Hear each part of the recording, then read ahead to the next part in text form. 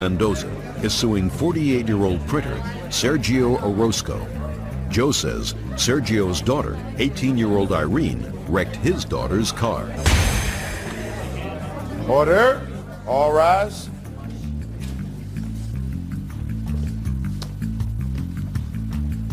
Yeah, this is case number 222 on the calendar in the matter of Mendoza versus Orozco.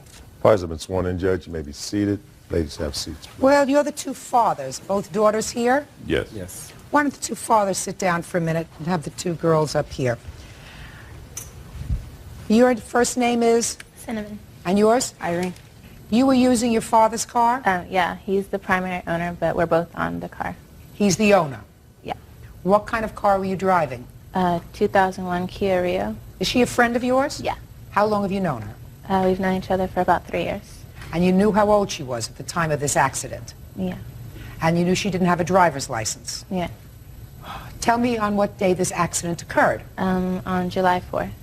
And you tell me in your own words how she came into possession of the car, of your father's car. We were riding around in Chino where her father lives and just looking around different stores. And then I had to go to work and I had like a whole bunch of my clothes in the back. And we had like both of us come up with the idea of, well, since I'm at work and I don't get out till like way early in the morning, she said, well, maybe I could take the clothes to my father's house. And I said, okay, that sounds fine. I trust you. And so I gave her the keys to the car. And then she took the car and I was at work, and then after that I got a phone call at work that my car had been in an accident. Did you ask her if you could have the car? No. It was a mutual decision that if she drove to work and I would drive the car back to my father's house. Did you have any discussion about you not having a license? Yes. Tell me about that discussion. She was like, you don't have a license, and I was like, I know. I don't know. It's just I don't have a license. And then she was like, well, I was like, oh, I'm a safe driver. And she was like, okay. Now, how did you have this accident? I was after she had dropped. I took the car I got on the freeway, and I was driving back to Chino. We were in City of Industry. I was in the farthest left lane, but not the carpool lane. I guess the fastest lane. And fastest lane. I was going without a license. I was going 65. Yeah. And she's going 20.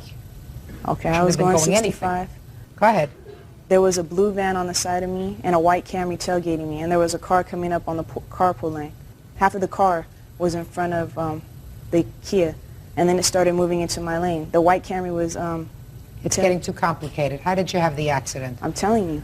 Well, it's getting too complicated. Did you hit somebody or did they hit you? No, nobody hit nobody. That's what I'm telling you. Well, just tell me, the car flipped over, the car hit a guardrail? No, I slammed on the brakes to avoid hitting somebody, and it hit the back end, hit the guardrail. And I swerved to the exit lane, or the Diamond Bar exit. Okay. All wouldn't have happened if you weren't behind the wheel of the car. I know. And maybe wouldn't have happened if you weren't driving in the passing lane. I know. Right? Yes. Okay. Now, what's the damage on the car? The total damage came to about $7,000. Mm-hmm. Now I'll have the fathers up here. With the girls. Stay with the girls. Mr. Roscoe, you are divorced from your daughter's mother, is that right? Yes. Who does she live with? Her mother. Is that by a court order? Yes. So her mother has custody of the child? Yes. And you pay child support? Yes, I do. Where I used to, not no more. No more because she turned 18? Yes. Now, Mr. Mendoza, according to your complaint, you contacted the mother Yes. of this young lady, and you said, it is your view that this accident was the fault of both girls? Yes. So that you should split the cost? Exactly. And her mother said, okay, I'll pay $1,500, and her father should pay $1,500. Well, originally, Judge, what I had intended to do was file a claim for $5,000. Total damage was about $7,000. What I did... File a claim against who? Against both of them for $5,000. Both her father and mother. I thought you were going to file a claim for $5,000 against your daughter. No. Why not? Well, it's her fault. Well, I felt it was both their fault. Oh, did you? Okay. So because of that, I figured it was only fair for me to file a claim, not for $5,000, but make my daughter be responsible for more than half of the damage because she was equally as fault for giving her the keys. So I figured it was $3,000 settlement was more than justified. So that's what I did. I went for the $3,000. Irene's mother said she agreed with that and paid me $1,500. She said I would get the other $1,500. I would have to get the other $1,500 from Mr. Orozco. I then sent a letter to him stating this. Why didn't you send a letter to your insurance company? Because the insurance company will not cover it. Why not? They said that because of the driver involved in the accident was under 25 and did not have a license. Right. We did contact the insurance company. Of course you did. And they disclaimed because you gave the car to your daughter to drive, your daughter did the wrong thing, and your insurance company wouldn't cover the damage. Exactly. Why do you think that he should? Well, because his daughter was driving. I felt they were both irresponsible, so why not? He doesn't have custody of his daughter. He had custody at that time. They were staying at his home. Judge Judy. 18-year-old Cinnamon Mendoza says she loaned her car to friend 18-year-old Irene Orozco. Cinnamon claims Irene drove it on the freeway and wrecked it. Her mother cannot obligate him just because she says get the other half I didn't from ask her him. to obligate him. I asked him for it. I didn't say anything to her about obligating him. It was aware to us that her mother said on the divorce decree that they had joint custody, but Irene chose to live with her mother, and they have 2 other sons that live with him, but they do have joint custody. What does Irene do now? Does Irene go to school? I have a full-time job. I was going to school, but I couldn't pay for it to go to JC. But now you have a full-time job. Yes, and I need to pay this off. If I had to pay my my aunt back. For what? Because she let my mother borrow the $1,500. Oh, she did. So first you paid your aunt back. I need to pay my aunt back. That's why I got a full-time job. Oh, that's fine. And now you're 18? Yes, What kind of work are you doing? I'm working at fast food right now. Are you living at home? Yes, I do. So you have no expenses until you pay this off. I'm paying my bills that I have, the phone bill, and whatever my expenses, my personal needs, my clothing, my shoes, everything. Right. You see no reason for your father to pay this, do you? No, I don't. Good. I don't either. I don't think either. that's unfair, but that's up to you. Oh, I You're don't the think that judge. that's unfair, Mr. Mendoza. Yes, it is. I will draw an analogy for you, sir. Let us assume that Irene, instead of being 17 years old at the time of this accident, was 10 years old. Still a minor, right? Still a minor. Still had no driver's license. And your daughter said, you want to take the car for a little spin? She's 10. You think her father should be responsible? Yes. Oh, no. Well, that's your opinion. My opinion is he Oh, should. no. In the eyes of the law, she's the adult. She's 18. You have given her, you have deemed your daughter responsible enough to drive, to be totally responsible for the safety of a weapon. Car can be used in the hands of somebody who is not responsible as a weapon. You gave her that responsibility. He didn't give his daughter the responsibility of driving the car. I don't know how old you have to be to get a license. 16, 17, 18, what do you have to be? 17 and a half. 17 and a half. So for some reason, she did not have a driver's license. Now, I don't know whether that's because her parents decided she wasn't mature enough. Her parents decided that it wasn't the right thing when she was 17. But she didn't have a driver's license. So her parents said, no driver's license for you. You said to your daughter, not only can you have a driver's license, you can also have a car. They didn't make that choice. You did. And if your daughter wasn't responsible enough not to safeguard that car and not give the keys to somebody who was not equipped to drive it, I don't see why they're responsible at all. The fact that you got $1,500 from the mother is a gift. He's not responsible. If she wants to do the right thing, She's she'll still pay you back driving the money. car. So could a 3-year-old. But she's still So- driving her mother's car. So could it, at the time of this without a incident, license. that has nothing to do with I have it. my Then if she's in a, license. then if she's in an accident, then if I she's don't driving agree her at all. mother's car without a license, if the car is in an accident, they could lose their house, they could get their wages garnished, they could lose all their bank accounts. I'm talking about you and your daughter.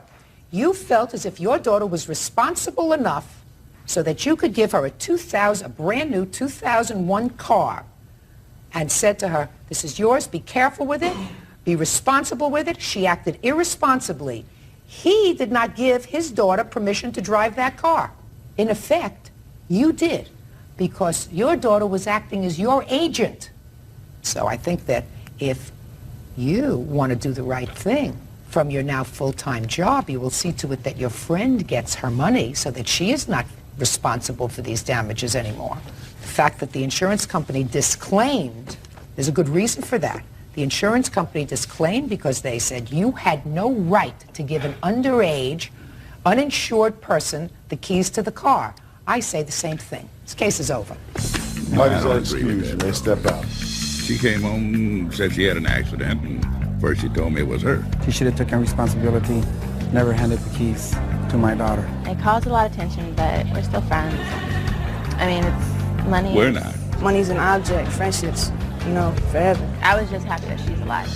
Step forward, please. 31-year-old psychotherapist Lisa Come on through. Catter is suing 49-year-old telemarketer Aduni Andrew and 35-year-old homemaker Maureen Ward.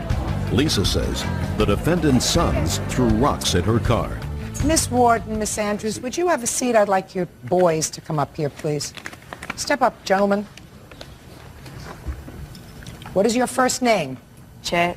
And yours? DeAndre. How old are you, Chad? 13. And you, DeAndre? 13. You know who I am? Yes. Seen me a couple of times? Yes. So you know what to expect? Yes. You know that when you're here, we only want to hear about what actually happened. No half-truths, no quarter-truths, no nothing. Do you understand that? Yes. You boys were playing outside on September 14th? Yes. Yes. Who were you playing with? It was just me and him. The two of you. And I want you to start out by knowing that I believe that you're not bad boys. You're kids. Yes. Were you throwing rocks? Yes. Yes. What were you throwing rocks at? Cars. Cars. And you were both throwing rocks at cars, right? Yes. Yes. How long had you both been throwing rocks at cars? 3 minutes. Yeah, 3 minutes. Where were you standing when you were throwing rocks at these cars? The corner. Was on the corner of Halldale. Were you throwing rocks that were little rocks or bigger rocks? Well, they wasn't too big. Show me with your hands. About that big. A decent-sized rock. Where did you get the rocks from? On the ground. Did you pick up some? Yes. You have pretty good aim? No. No, not really. How many cars do you think you hit in that 2 or 3 minute period? Well, I know I hit one. What about you? None. Is that because you had bad aim? Yes. Wasn't for lack of trying, right? Yes. You were trying to hit the cars. Yes. Did you tell that to your mother? Yes. And you? Yeah. Told that to your mother? Uh-huh. Did you tell it to her right away when this lady came calling and said that one of you had thrown a rock at her car? Yes. No, not me. Who didn't fess up right away? DeAndre. When did you tell your mother that you were throwing rocks? The same day. That's not true. What did she say to you? She told me, did I throw the rock at Lisa's car? And I told her no. That it wasn't the rock that you threw that hit the plaintiff's car. It was the rock that Chad threw that hit the plaintiff's car. Yes. But that was just lucky for you, right? Yes. Wasn't that you weren't aiming for the plaintiff's car. It's just that you didn't manage to hit it, right? Yes. Now let me ask you this question, DeAndre. I want you to think about this very carefully. If Chad wasn't with you on that day, do you think you would have been standing on the street and throwing rocks? No. What would you have been doing? Probably home. Now, I'm going to ask you the same question, Chad. If DeAndre wasn't with you, would you have been standing on the corner yourself throwing rocks? No. So the reason you were standing on the corner throwing rocks is because you were gathering strength from each other. It was the two of you doing it together. Yes. Having some fun together, right? During school Yes, hours, yes. to boot. I'm making my point. Okay. And my point would be as follows to the mothers. Who was DeAndre's mother? This whole lawsuit is about whether or not DeAndre is as responsible as Chad is for the damage that was done to the plaintiff's car, whose car was hit by one of these rocks. You seem to think that because it was Chad's rock that hit the car, your son isn't responsible. Wrong. They are equally as responsible. It's just the luck of the draw that he didn't hit the car. That was a pretty dumb thing. You know that you could have really caused a terrible accident? Yes. So why did you do that? Were you bored? No. Well, what were you doing standing out there like two idiots? throwing rocks at cars? Well, I was bored. I didn't have nothing to do. Well, do you think if you were in school you wouldn't have been bored? At the time, I was doing home study. Well, I still am. Why were you doing home study? Did you get suspended? Nah, not really. It's just Well, not really is not an answer. Did you get suspended? No. How long have you been on home study? A couple of months. What about you? No, No what? I wasn't bored Why weren't you in school? because I haven't had my papers yet. What? I haven't had my papers for Summit View, a private school I'm going to. Can I see the bill for the car, please? Sure.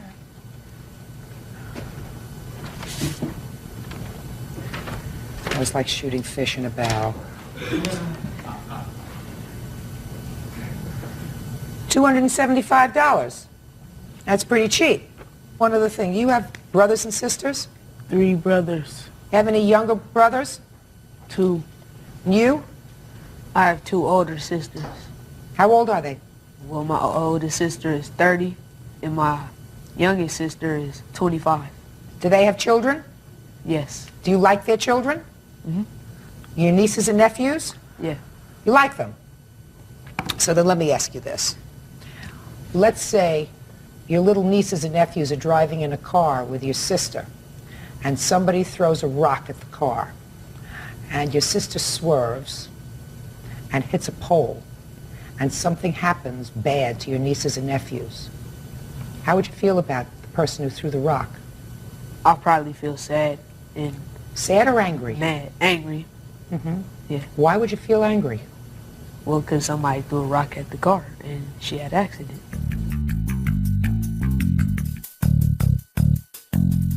Next time either one of you contemplates doing something that's not only foolish, but can be dangerous, I want you to think about how you would feel if somebody that you loved was sitting in a car and was hurt because somebody else was just having some fun. Because although you are 13 now, you're going to be 16 and 17 and 18. You're going to be driving a car one day, and either you're going to be responsible and think about your actions, or you're going to be foolish and cause accidents. You always have to say, how would I feel if somebody did that to me or somebody I loved? You got it? Yes. Anything else you want to say? That's it. $137.50 for each. You have any questions about what I just did? No. Any questions? No, I don't. Perfect. Judgment for the plaintiff, that's all. As I excuse, you may step out. Well, I think that she was fair. I think it was fair. I just hope that if she made a point, they'll think twice before they ever do something like this again. 2 of them were together. Like they said, I think if they were in school and they were where they needed to be and they weren't bored, then hopefully something like this wouldn't have happened to begin with. They both were found throwing rocks, which I didn't think so at first, but he said they both were throwing rocks. We were driving up the street and we just heard a huge thud, and we turned and we saw the boys take off running, and I flipped my car around and followed them until we tracked them down. I think that I've learned that never to throw rocks at people's cars, because it might one day happen to my family, and I wouldn't want that to happen. Don't throw rocks. Not to throw. 22-year-old hairstylist Angela DeRosa is suing former friend, 24-year-old customer service rep Michael Lane, for the cost of rims for his Mustang and a new Movado watch. Michael says they were both gifts. Mr. Rosa, you claimed 2 loans to the defendant. Yes, I did. Why would you make him loans to begin with? You had a relationship with him? We were friends. He got into a car accident. He needed help. He wanted rims for his car, so I helped him out. All right, he got into a car accident, and you were just friends. Yep. When he Look got into at his me. car accident, I was the person he called to come get him. Look at me. He got into an accident with his car. You came and rescued him. I came, picked him up at the hospital. And now tell me about the rims. He wanted particular rims for his car. How much after the accident? It was right after the accident. The ones they were going to give him were the same ones he had before, but he wanted something bigger for his car, so he wanted 17-inch ones. So I made a phone call to my uncle. He got me the name of a place where I could get them at as good a deal. Did you tell him that you were doing that? Yes, I did. What did you say to him? I said I found them. Look at me. I said I found them for $7.94. And what did he say? Yeah, let's do it. And what did you say? I said, all right, you need to write a check out, whatever, and then we need to figure out this out. How many days can I get them to you? He wanted them right away, so we had to pay for extra shipping and handling. So I did it, and he was supposed to give me half the money when they came, but he never did because he didn't cash his check. Well, you didn't say anything about him giving you money. You just said that you got him the rims. When was he supposed to give you money? That was the deal we made. I would help him out with them when he asked me. Helping him out by loaning him the money? Yes. It wasn't a gift, it was a loan. That's what you say. He says it was a gift. Mr. Rosa, why didn't he pay for the rims himself? He didn't have the money. Why didn't he have the money? I don't know. He said he didn't have the money. So then why did you do it? Because I was being nice. And that was very foolish. He wants 17-inch rims instead of 14-inch rims. He's got to compensate for something. So you say, listen, you don't got the money. Go with the 14 inches. When were the rims? In what month? I want to say August. What else do you claim you loaned him money for? The watch. Actually, he has the watch on right now on his wrist. Yeah, so when did he you went loan with him? me to go pick it up. When? We went to go pick it out, I think, in October or September. And we went to go write a check out, but... Just a second. When did you actually transfer money for the watch? October. So 2 or 3 months after the rims hadn't been paid for. Yep. Right? Mm-hmm. Mm-hmm. So now he wants a new watch. Now tell me how it came about that you turned over any money to him for this new watch. Because he had given me some money for it. How much did he give you? He gave me $150. When? That day we went to go get it. Well, how did it come about that he came to get this new watch in the first place? He saw it. He said he wanted it. He was going to write out a check. He couldn't write out a check. I figured I could write one out. They didn't take mine, so I said I'd go back and I would withdraw the money. And as we were leaving, he said that he needed the money back, and he'd give me the money when I gave him the watch. So I went back the next day and picked it up. And paid for it? Yep. And he was supposed to meet up with me to give me half the money. When I met up with him, he didn't pay it me. What about the watch? The watch was a gift. Actually, my birthday's in June, and we went in July. So it's a correction of the date there. And she said, this is, I didn't get you anything for your birthday, so I'm going to grab you this watch because I know you want it. The watch itself was something that I could have done without. I didn't need it. At the time, I had my another watch. What'd you need the rims for? My car insurance was going to pay for the rims. The rims that I wanted. It wasn't a necessity. I mean, it's something, yeah, I wanted, but it's something that she offered. And I said, honestly, at the time, we were friends, and it wasn't an intimate relationship, but it was to the fact that she cared about me, and I appreciate it. But it's something that, if I know I'm not going to be able to pay somebody back, I'm not going to go ahead and offer, say, listen, I'm going to pay you back later on down the road. I know that the circumstances at the time, I couldn't pay you back. So I most certainly wasn't going to take anything. So, Mr. Lane. Yes. You lied right there. Just a second.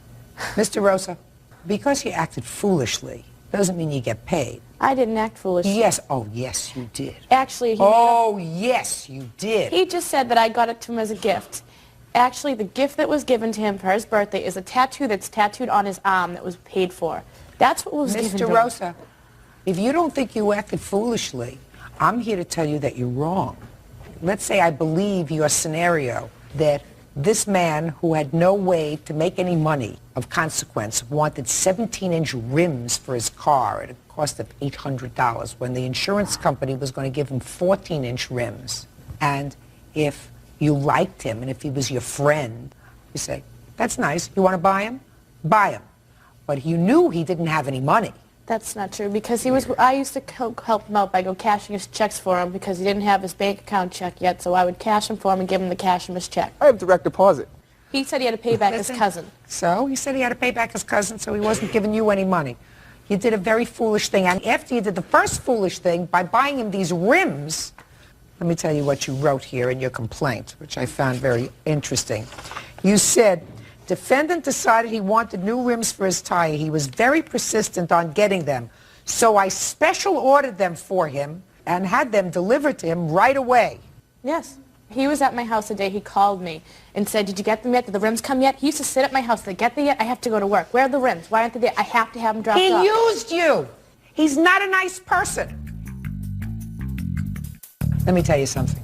From what he just told me, he's not a nice person. He has a bad character because he said to me, I knew I couldn't pay you back. I didn't want her to buy me any presents. I didn't want anything from her. She knew I couldn't pay her back, but he took them. He took the rims, and he took the watch, and he's wearing the rims. He's wearing the watch. I'd like him to wear the rims. He's wearing the watch and he's driving around on the rims. So he is a person of poor character.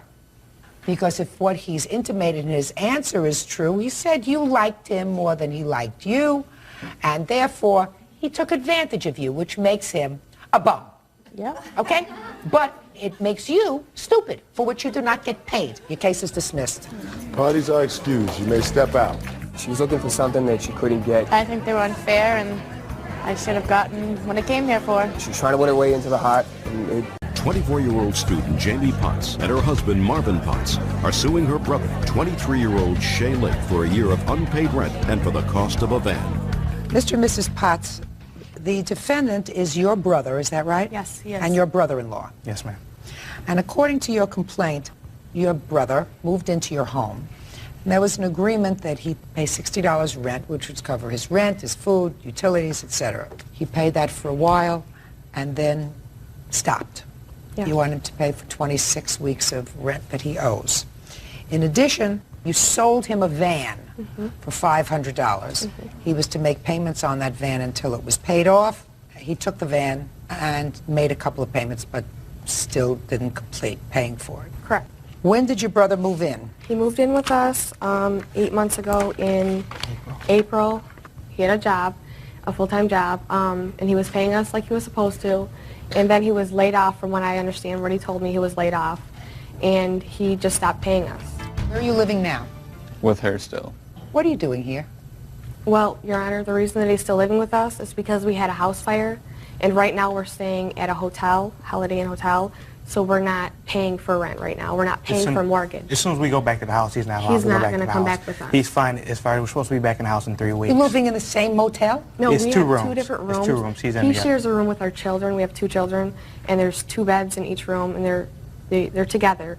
And he shares a room with them, and we have the other room. And we didn't want to just, I mean, I don't want to just kick him out without, you know, without any place to go. He's my brother. So what are you suing him for? We've told him Because- that as soon as we back, he's not allowed back in the house. I don't care Once whether we're he's back in the allowed back in the house or not. If you're angry with, well, let's get to the van. Let's forget about this one. Did you take their van? Yes, I did. Do you drive their van? Yes, I do. In whose name is the van? Mine. So you had a title to you? Yes. Okay. And did you do a bill of sale for this van? No, we didn't. Why not? Because he's my brother. I didn't think I'd have to. When you have family, you expect that your family is going to do what they say they're going to do. And the reason that he says he's not paying us for the van is because he gave me a car when he was 16. He had his license taken away, but he's lived with us. He so lived with us after that for about 6 months, rent-free, while he was having problems with his father. His defense to the van is what? Why didn't you finish paying for the van? I never started actually paying for the van. When I was 16, I lost my license, so I gave How old are you now? I'm 23. Go ahead. And I gave my car to my sister, and she never paid me for it, so when she gave me the van, I figured that was payment for the car. Well, Mr. Lake, was it ever discussed that you were going to pay $500 for the van? Briefly, yeah, a little bit. What do you mean briefly? It was discussed a little bit, but not too much. I mean, she's my sister, so... Just a second. Either she said to you, listen, you gave me a car 7 years ago, so I'm going to give you this old van. Or she said to you, I will sell you the van for $500. And you said, okay. And she gave you the van and signed the title over to you. Which one was it, Mr. Lake? She did tell me that I have to pay her $500 for the van. There you go. So you made up in your own mind that 7 years ago you gave her your car, so this was a fair swap. Yes, I did. Okay, well, you can't do that. I mean, that's ridiculous, right? Not as far as I'm concerned, no. Why not as far as you're concerned?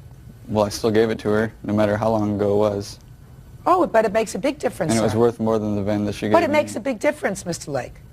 The big difference is if you had said to her, no, I believe you should give me the van because of the car I gave you 7 years ago, and then she had a choice. And her choice was to say, no, I want to be paid for this. Oh, yes, you're right. You were nice to me once, now I'm going to be nice to you. Well, then she might not have given it to me, so... Right, so you tricked her. Yes. But he does this to me all the time. He's my little brother. Look, Miss Potts, you don't get any rent from him. Let me explain something to you. We have a contract written up. I don't care whether you have a contract or not. If your brother stops paying you rent, and he stopped paying you rent 5 months ago, and you still let him stay in the house, that's your problem. Okay, he's not Do staying in the not house. visit that on courts. He is not staying in the house. No. He was staying in the house until there was a fire. But, Your Honor, there is more to it than that. You have to understand, after he got laid off from his job, he had surgery on his ankle because the doctor told him that that could be the reason it's bothering him. He was in an accident in '97, and he had pins removed from his ankle. So that was, that took a month, and then after that, he got a job and he was fired from it. That's, That's why we didn't kick him out, because he was trying. Yeah, there was always something. We didn't just say, okay, you got to leave. This is not something. He's my brother. Good. He always had a reason why. There were Fine. always Good. reasons. He has been told that he had to. Don't bother me over the rent. You have a cause of action with regard to the car. What year car was this? It was like an '87. You have title to show me? I didn't bring it with me, no. He has everything. Well, how do I know you even sold him this van? He admitted to it. I don't believe him necessarily. You don't believe it? He just told me he tricked you into giving him a van that I have no. You have the registration for that van? Not on me, no. You have your driver's license? Yes, I do. Let me see your driver's license. Don't you usually keep registration with your driver's license, Bert? No, Judge. I keep my registration in my car. Oh, do you? Where's your van parked, sir? In Michigan. And is that where the registration is? Yes, it is. Uh-huh. Is your van insured? No, it's not. So how can you be driving around in an uninsured vehicle, sir? Very carefully. Very carefully. I'm going to take care of this very, very easily. The court will prepare an order that within 5 days you will retitle the van to your sister, and that way she can register the van if she wants to, and she can insure the van.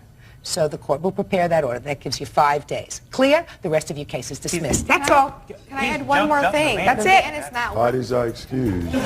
Step out. the van is not worth anything It's not anymore. worth $100 We sold it to him 10 months ago, so it's just not worth anything, and I just don't think it was fair. He's my brother. Eve Beutler for the unpaid balance of the food at her daughter's wedding. Eve says Kenneth omitted certain items from the menu. Order. All rise. Now, this is case number 384 on the calendar in the matter of Coley versus Beutler. Parties have been sworn in. Judge, you may be seated. Folks, have seats. Mr. Coley, you are a caterer, Yes, ma'am. and you were retained to cater the defendant's daughter's wedding. Correct. You did so according to your complaint. The defendant paid you, and part of the payment was put on a credit card, and then she stopped payment on that portion of the credit card. Correct. Actually, I did 2 events for her. You did a wedding and a brunch the next morning. Yes. The defendant says that she didn't get what she bargained for, and after she stopped payment on the credit card, she did further evaluation of your services and decided that you weren't even worth what she had paid you, so she is counterclaiming in the amount of $1,442. When was this wedding planned? The wedding was planned July 1st, 2001. And when were you retained? Deposit was made January 20th, 2001. Do you have the initial contract? Yes, I do. May I see it, please?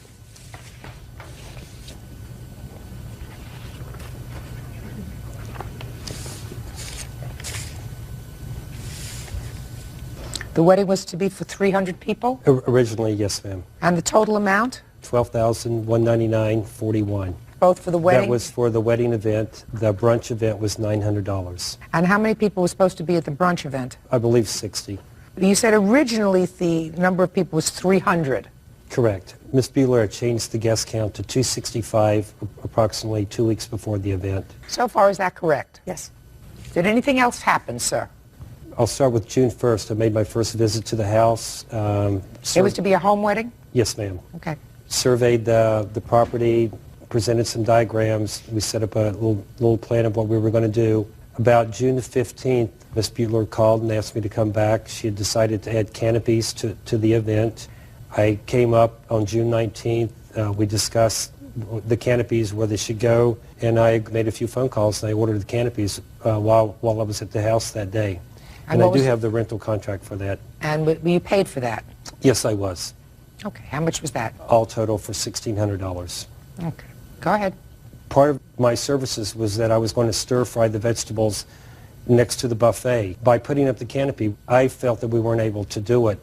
Legally, you cannot have a fire underneath the canopy. And also it makes for a bad situation when you have the walk underneath the canopies. And you had discussed that with her? Yes, I did. What else? July 1st, everything went okay. There was more than my count. There was more than 300 people there. I had ordered tables and chairs for 300 people. Why did you order tables and chairs for 300 if she gave you a count of 265? You always have to have a few extra tables or chairs and plates. Okay, go ahead. And I'd like to present my pictures too, if I can. I'd like to see it, please. During the time that we set up the party, the night of the party, everything went off well. We ran out of plates. We had to wash plates during the event. By my account, all the seats were filled. We were bringing out extra chairs. There was more than 300 people there. The next day we did the brunch. That went okay. I had the canopies removed. I had all the property cleaned up. That afternoon I settled on the bill. The client paid in full for the brunch. There was no problem. For the dinner event, Miss Buehler's husband, Earl, had asked for some kind of compensation. He felt he should have had leftover foods after the wedding event. There really wasn't much in the way of leftover foods because I pointed out to him that he had too many people. We had more people than what we had planned for. But anyway, everyone ate. It was an all-you-can-eat meal. The client was very happy. He complimented on how successful we were. And then they stopped payment on the credit card. He wanted to give me a $10,000 credit card. It was my understanding they were going to give me a $10,000 check. I agreed to accept a $5,000 check and a $5,000 credit card payment. At that time, I called my office. I had my accounting person run the credit card while we were sitting in his office. We shook hands. Everything was fine. We left. 2 or 3 days later, I got a call from him that he wanted a refund on part of the money because the vegetables weren't prepared correctly, and that over the issue over the dessert station. Within a couple of days, he had called the credit card company and stopped payment in the amount of $1,080. And that's what he said the value of the vegetables and the dessert portion was. Okay, now I'll hear you. First of all, I'd like to say that we paid Mr. Coley everything except for the items that he omitted from our original contract. On our original contract, and the reason why I booked him is because his claim to fame is this great Chinese wok where they flash grill the vegetables with hot pasta. Also, he made me a delicious chocolate brownie because that's part of his dessert station, which is also on our contract. And also on the original contract, you'll see that the canopy and the wok are on the same contract. The canopies he's speaking of have nothing to do with the food, and I have a picture of plenty of areas where we could have put the wok. If I would never have eliminated the wok no matter what. So the whole argument is, number one, he breached the contract. I would have never hired him if I thought that he was going to omit the wok and omit the dessert station for which he charged us. Just a second. He admitted an entire dessert station? Yes. Nothing. Not a cookie. I had my whole in-laws there. There were no desserts? Nothing. Were there any desserts, sir? We had the wedding cake. Just the wedding cake? The wedding cake. What about desserts? A little background on the event. No. Just tell me. Was there a dessert station for which you originally charged for 300 people $900? Was that for the wedding cake? The client paid the amount of $700 for the wedding cake for 300 people. She asked for a reduction in the bill, and I reduced the bill by 10%. And our agreement is if I reduce the bill by 10%, which was $3 a person, that we would omit the dessert station. By reducing the bill down to all-inclusive $26, that's food, labor, beverage. $26 a person? Correct. Originally, all of that was supposed to be $31.50. Basically, she said she couldn't afford the event. Same with the canopy, she couldn't afford it. Real cases, real people. Judge Judy. Kenneth Coley says customer Eve Beutler refuses to pay the balance for his catering services. Eve says Kenneth ran out of food and omitted items from the menu. Did you discuss with her omitting the dessert station? Yes, I did, very clearly. I even have it in some documents. Can I see it? This is the bill right here that says all-inclusive.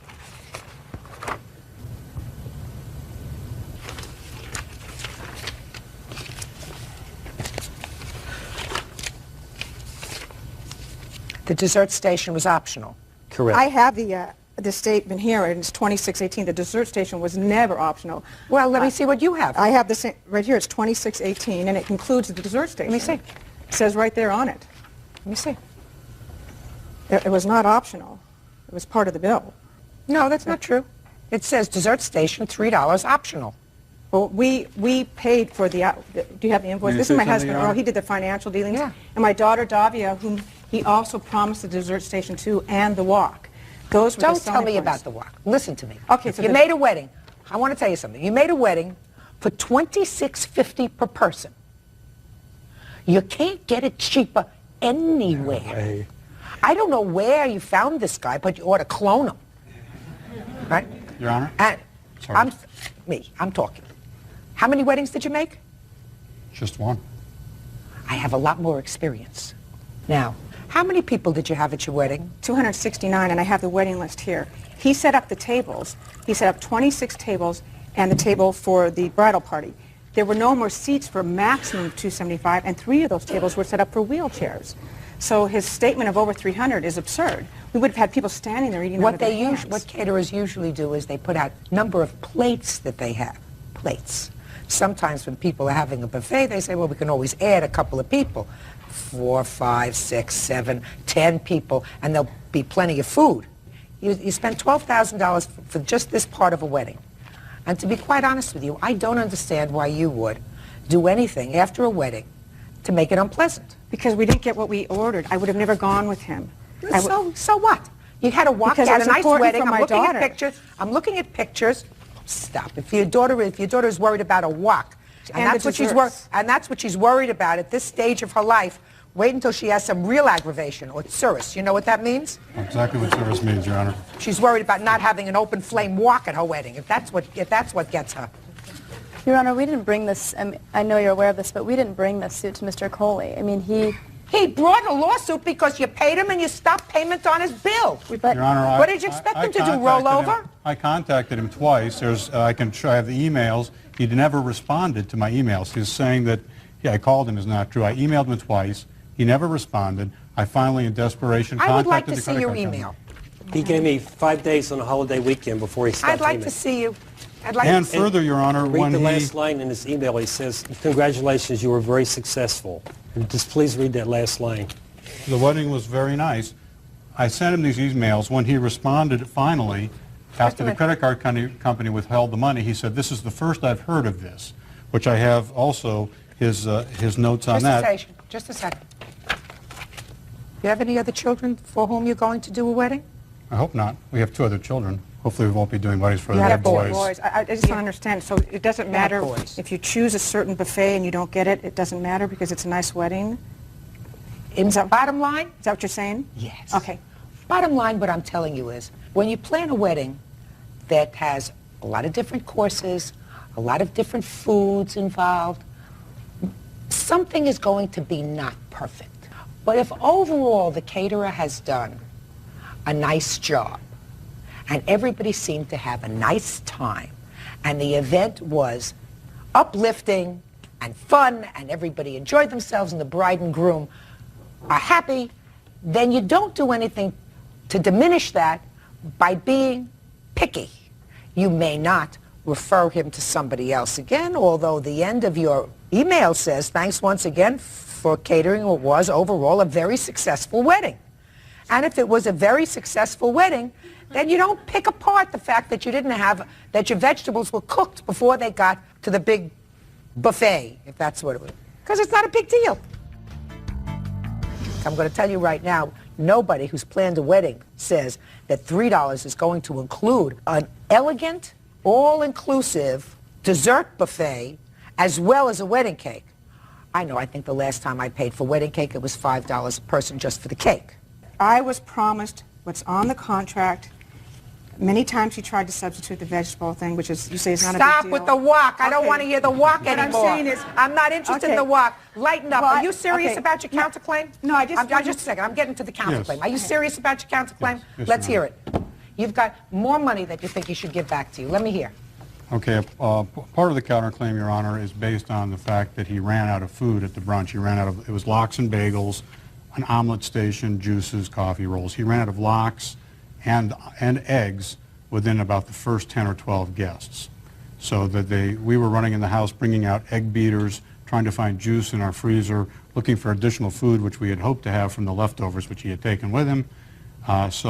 That was part of the counterclaim. I asked for 80% of the brunch fee back. Well, how many people was the contract for the brunch? We guaranteed for 60, as the plaintiff claims. Yes. I would say about 40 actually showed. Did you run out of food? You there? No. The only thing that we didn't have, one person was asking, or actually two people were asking for omelets with whites only. I did not bring any whole eggs. I can tell you, the way that they've done business here, if I would have ran out of food, at any time, they would have taken every dollar of value for it. And plus, on top of this, I have her email telling me that she's given me 8 referrals for doing such a good job. So I can tell you that they're making this up. Did you not say that? Mr. I told you, Mr. Coley. You took back the free. I told you before the wedding I would have 8 families that are interested in you. So I didn't push anything because I wanted, I just figured you lost business. Can I just see the email? Okay. I'm going to tell you why I don't buy your statement that nobody got fed at your brunch. No, we just said they ran out of eggs. They ran out of eggs and they ran out of lox. That's not true. Just a second. That's not true. What else? What other food did he have at your brunch? There were some pastries, some bagels. Yes. I think of some fruit.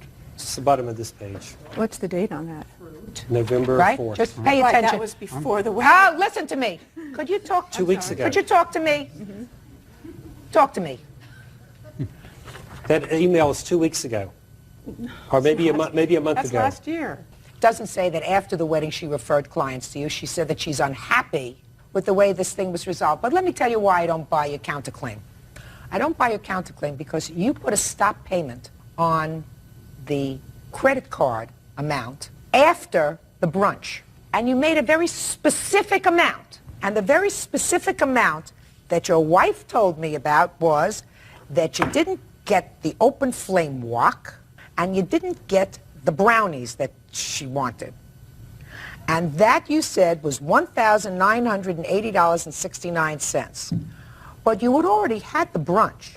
So if you felt that he hadn't provided the service for the brunch, you would have deducted that amount as well from the credit card. May I answer that? Now, I'm finished. Let me finish. Now you want an additional amount of $1,442 because in reflection, you think that he should reimburse that amount too. Now I'll hear you. Okay, Your Honor. I spoke to Mr. Coley immediately after the brunch. I told him I was upset with them running out of food and that I was upset that he had taken away the leftovers. I did not yet know about the other 2 items. He also said that we had gone over our guarantee. I believe that that's probably true because, as I said to you, and done buffet kind of weddings and done hors d'oeuvre kind of weddings, and very, very often you say to yourself, you don't need a whole lot of leftover food. She has a few friends coming in that she didn't anticipate. He has a few friends that are coming in that didn't anticipate. Aunt Hattie is coming in. She wants to bring a friend with her. You got another 5 people. You got another 10 people. It doesn't have to cost me another $26 a person. We'll have enough food. I've been around the block enough to know that that's true. Your Honor, I have the exact wedding count. Also, if you look at the invoice, there's 26 tables of 10, which would seat 260. Yes. There was a head table of 16, which would be 276 was the most they were seating for. Is he suggesting then that 25 people were standing? Just a second. 276 is not 265. We may have had 270. Just a second. 276 is not 265. I agree, Your Honor. And when I spoke to him after the brunch... people is 11 people times 2650. I have the exact count, but when I spoke to him... You got my drift?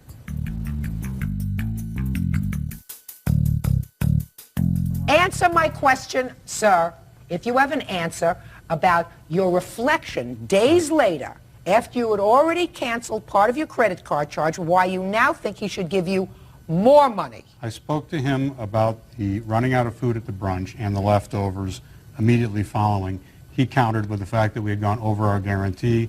I had not done the count yet, so I agreed we probably had, and we called it a wash at that point. It was not till later that I discovered the wok and the desserts had not been served.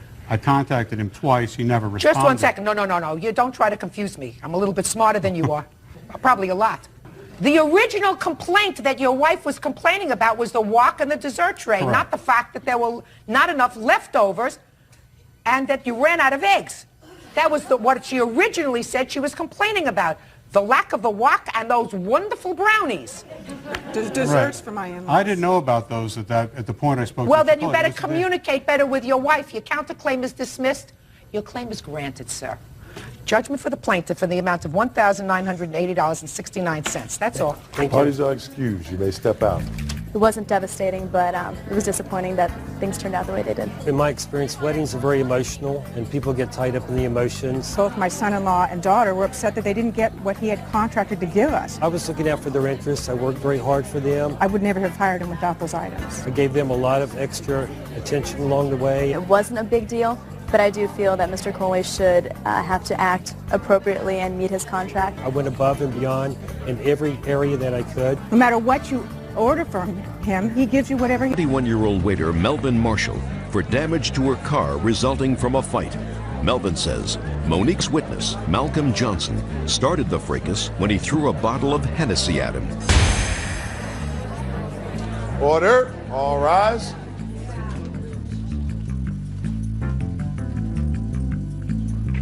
Now, this is case number 466 on the calendar in the matter of Lacey versus Marshall.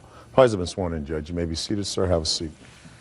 Miss Lacey, according to your complaint, you were at a bar or a club with some friends. Somebody by the name of Malcolm got into a confrontation with some other people, and you offered to give Malcolm a ride home. Yes. Got out into the parking lot, there was an altercation, and you say that the defendant is responsible for vandalism of your car that occurred during this altercation. Yes.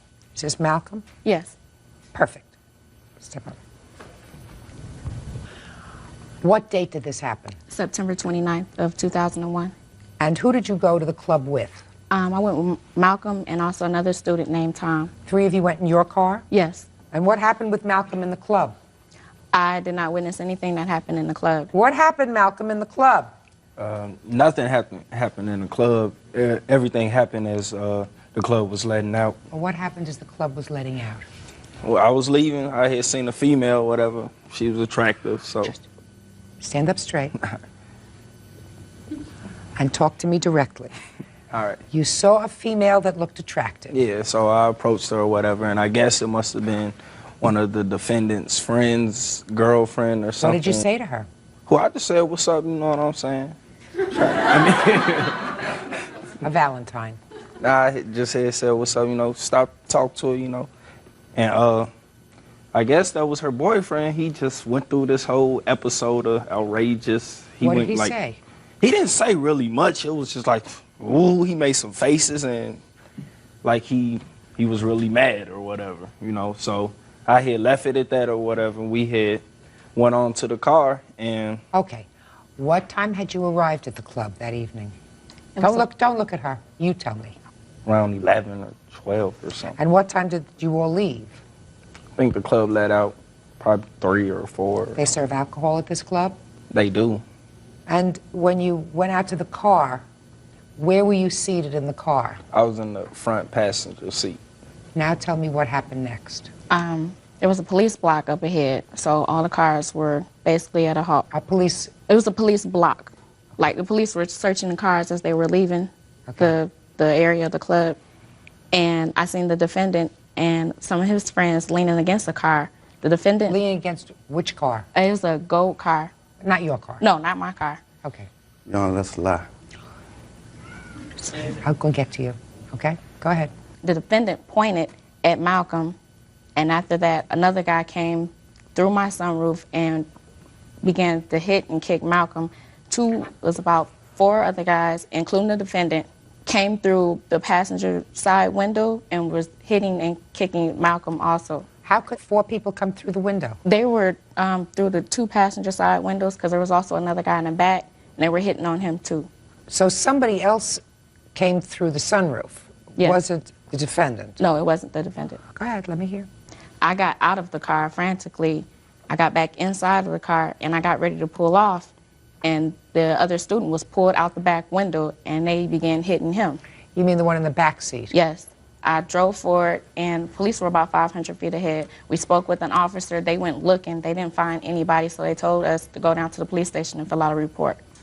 I have the report, and I also have pictures and an estimate. Now, of all the people that were involved in coming over to your car, how many of them did you know by name? I knew 2 by name. Which 2?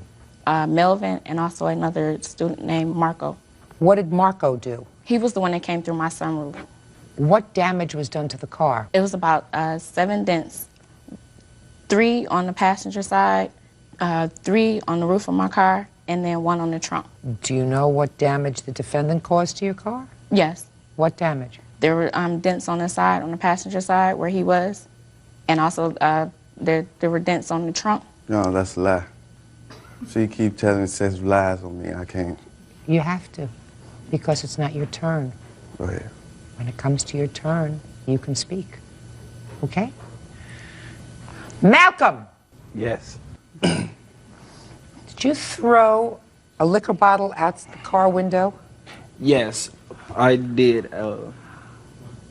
You know how I knew that? I looked in my crystal ball. What kind of liquor bottle did you throw out of the car window, Malcolm? It was a fifth of Hennessy. Is there any reason why you threw it out of the car window? Yeah, because I believe it was this gentleman. They went, once him and his friends or whatever, they approached the car or whatever, they were telling me to get out or whatever. I wasn't getting out, and one of them swung, you know what I'm saying? And I hit the fifth, so I threw it out there, you know. So you threw out the bottle of Hennessy, and they were actually standing right near the car? No, I threw it out after one of the men had swung at me. Well, you were sitting in the car. Yeah. So he must have been close enough to swing at you. Yeah. And in response, you threw the bottle out of the car? Yes. Real cases, real people. Judge Judy. Monique Lacey says during a fight in a nightclub parking lot, Melvin Marshall damaged her car. Melvin says Monique's friend threw a bottle of Hennessy at him. All right, Mr. Marshall.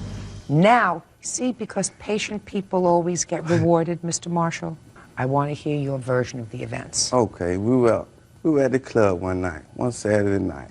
The defendant was hollering at my homeboys. Now listen to me. I want you to speak slowly, speak clearly, so that I can understand you. And I want to tell you, I'm going to give you a clue. I'm older than 21, but I don't always get the vernacular, the language. So I don't understand homeboy. I understand friend, buddy. All right? Okay. And I know you can do it. Well, he was hollering at my buddies. He was what? He was talking to my buddy's girlfriend. Yes! See, you made it so that we could understand each other. Go. He was talking to my buddy's girl at the club, right? My buddy didn't like it, so he got upset. So he was talking to him. I guess they got into a confrontation, argument outside the club. The club was over with. It just let out. Monique, plaintiff, she left the club. I guess they had a roadblock or something up the street. So they came back through. When they came, what do you mean they came back through? I mean, they had to, I guess she didn't have license or insurance, so she couldn't get through. I don't know. Whatever. So she went out. Honor, that's not true. So she went out and then they came back? Yeah, they came back. Okay. When they came back, plaintiff was running off at the mouth, calling me. Who, the plaintiff was? Malcolm. Malcolm isn't the plaintiff. Malcolm was a witness. Oh, the witness. Okay, he was running off at the mouth, calling at you. Using profane language. At you. At all of us. At all. I believe that. He was. You want me to tell you what he said? Yes. He called. You ain't no good, and all that, So I took it personally. This Malcolm? This Malcolm. That's not true. This Malcolm. Yes, it is. Thank you, ma'am. Okay. Sure so it is. When they came back through, he threw a bottle. He threw a bottle? He threw a bottle. I wasn't involved in the confrontation that he had with my buddy. I wasn't involved in it. But when he threw the bottle, it hit me. Basically, that was it. No. We haven't got the car yet. So that what was happened? it. Just a second. Look at me. She pulled up in the car, right? Okay. Okay, he throws the bottle. He throws the bottle. And he hits you. Now you're involved. I'm involved. Yeah. What was the next thing that happened? Punches were thrown. How were punches thrown? I guess he got in an argument with my buddy, right? So I guess... somebody had to approach the car. Who approached the car? My buddy approached the car. And what about you? I was standing next to him. So you approached the car too? Yeah. I don't want to have to play guessing games with you. You and your buddy approached the car. Yeah. Did you try to hit him? No, ma'am. What were you doing at the car? I approached the car because my buddy, they were having another conversation, talking to each other, Who dragged the passenger in the rear out of the car? Who dragged him out? Yeah. I don't know who dragged him out. Well, you were with a bunch of people. It was so many people out there, Your Honor. It was about 10 or 15 people. It wasn't you who jumped on the top of the car, is that right? No, ma'am.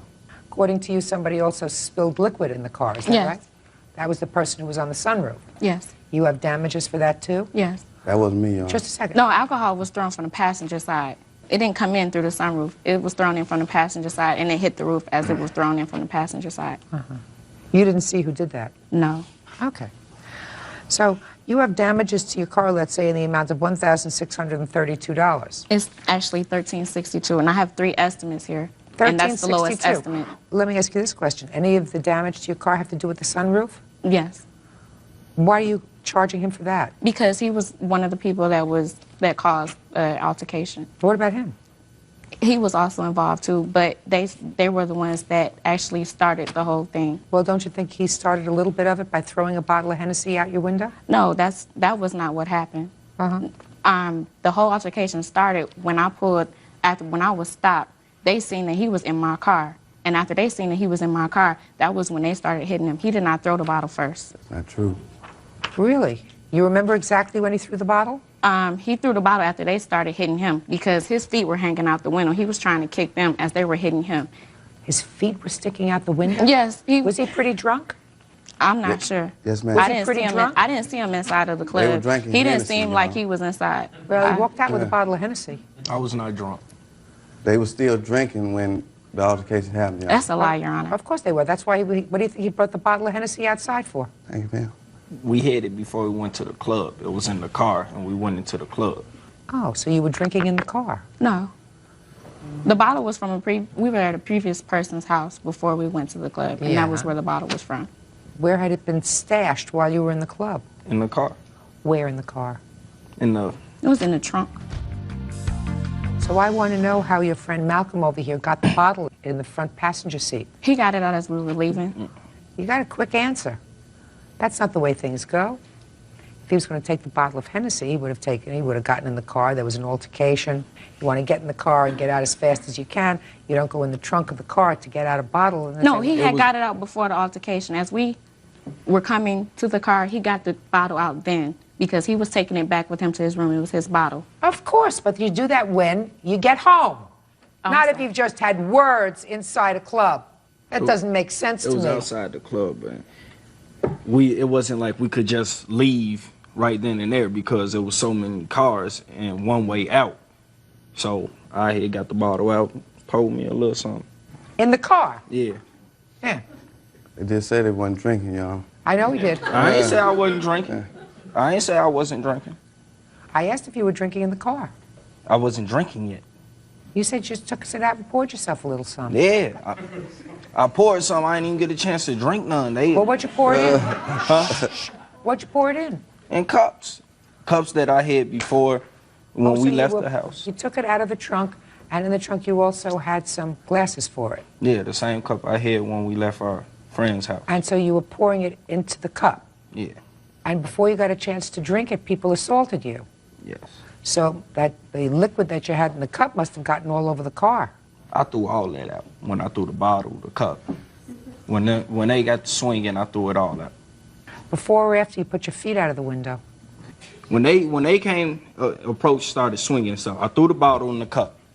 They came back, and that's when I put it out, because I leaned to the side over, like, really. My face was over towards her side of the car, whatever, and that's when I was kicking out the window. Mm-hmm. You remember all this clear as a bell? Yes, I remember this. And he been drinking. Okay, listen. Mr. Marshall, you'd been drinking too, sir.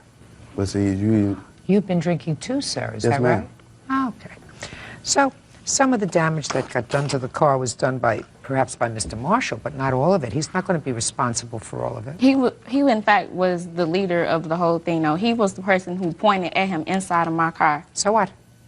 He caused the whole thing, basically. I don't think Since so. he pointed, he showed them where Mr. Johnson was. So he has to be responsible for part of this damage, but you certainly know some of the other people, and you know the rest of them, right? I know some of them, y'all. Good, perfect. We know one of them's name is Marco, because that's somebody that you know who you can sue, right? Yes. That's one. And the person who was on the roof of the car, who was that? I don't know. I was drinking, y'all. This is going to get you off the hook, Mr. Marshall, for some money. Names, one of them was Jason. Jason what? Huh? Jason what? Jason what?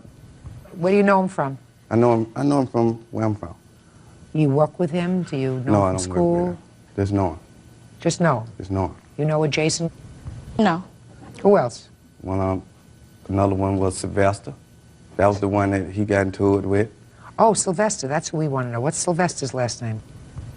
Excuse me, ma'am, he is lying because I spoke with the officer who was there on the point, and he gave me a couple of the other names. I don't know them, but the officer was a person that was from Tuskegee, and he knew a couple of their grandmothers. He knew their first and last names, and Jason wasn't mentioned. I have a police report with names on there. Stay there. Oh, sorry. Thank you. I don't do much, but... That's not true. It was about 10 or 15 people, y'all. You know somebody by the name of Jeter? I know him, yeah. Jeter have a last name? That's his last name. His last name is Jeter? Yeah. What about Tommy? No, I don't know that. Chris? I don't know Chris. Did the person who you got into the fight with in the club about the girlfriend, was he one of the people out of the car? I didn't get into it with anyone in the club. I don't mean fight, I mean an argument. I'm verbal. saying I didn't get into it with Verbal. anyone in Verbal the club. altercation. On the way outside of the club. Yes, he was out there. What did he do? He was swinging and, swinging at me and everything. He was swinging at you? Yeah. Where was he standing with relation to where he was standing? From what I remember, they were on the side, like on the passenger side, right there.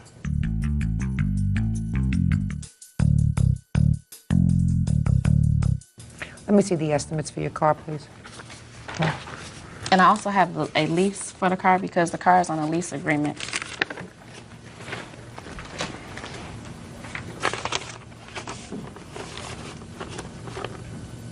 The windshield glass was broken? Yes. Who broke the windshield glass? That happened as I was pulling out.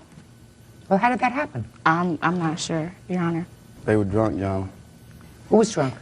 Both of them. Ma'am, I was the designated driver for the night, so I had no alcohol in my system. I don't think she was drunk, sir, and you don't even know that, so why would you say that? I saw her with a cup, y'all. That doesn't mean she was drunk.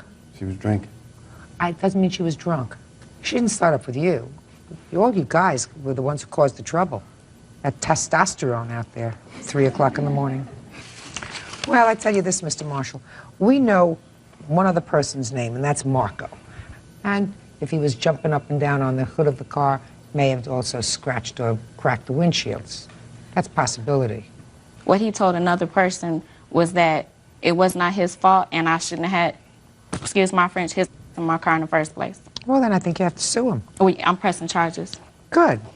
Because Mr. Marshall here, I mean, he knows Sylvester, he knows Jason, so he's going to have to go after them for his half of this damage. And I'm going to give you half of what it's going to cost to fix your car. You go after Marco for the other half. And if Mr. Marshall wants to recoup any of his losses, he'll go after old Sylvester and Mr. Jason.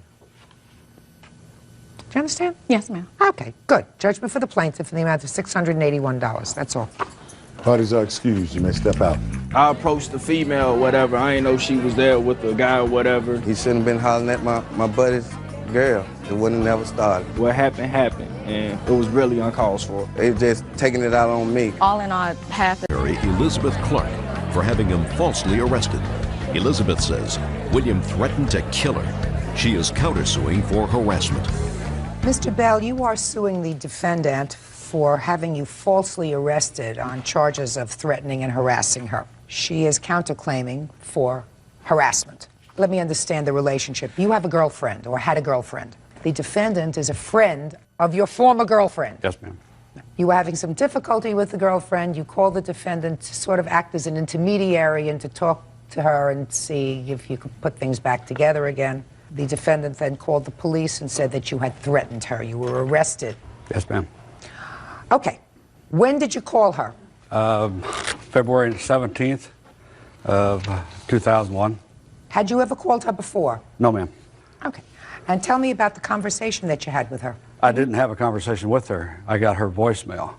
Okay. And I left a message who it was, and I was staying at Baymont Inn Motel. Could you please give me a call? Why were you staying at a motel? I had moved out of my girlfriend's house. So you and your girlfriend had lived together and Yes, had we're a problem? together now. Yes, you are back together yes, now? we've been together, yes. So you went out and stayed at a motel? Yes, ma'am.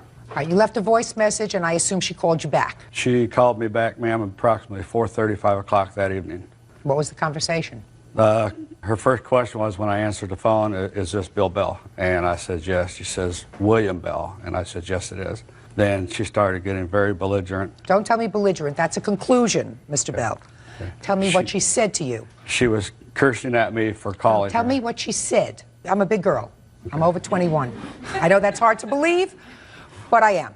You want I want the words she said to you, that you claim she said to you. She called me I don't want to say it on the mother. A son Yes. of that I was going to get her fired from her job for calling her work. When did you call her work? I found out later that the number I called, which was her home phone number, is a work number at her home. Okay, so first she cursed you, you say, because you called her at her work number. And then what did she say to you? She told me that she was going to get even with me for calling her. And I apologized for calling and leaving a message on her phone. Well, what message did you leave on her phone? Just my name and the phone number where I was at. Okay. And I told her I was going to hang up. And she says, if you hang up, you're going to pay for it big time. And I went ahead and hung up anyway because I'd already apologized and she was still cursing me. And when were you arrested, sir? A while later that they had a warrant out for my arrest. And I talked to the police officer who had called the motel to get a hold of me and left a message. No, look at me. Stop playing with your papers. I called the officer back and he told me there was a warrant and I went down. It was, I believe it was in April. I went down and I turned myself in. You didn't find out about this warrant until April? No, ma'am. What happened to the charges? Well, the charges were dropped the 2nd of October because the defendant never showed up for court. Okay. And do you have a copy of the complaint? Yes, ma'am. I'd like to see that. And, Ms. Clark, I would like to see a copy of the police report that you made at the same time. Okay.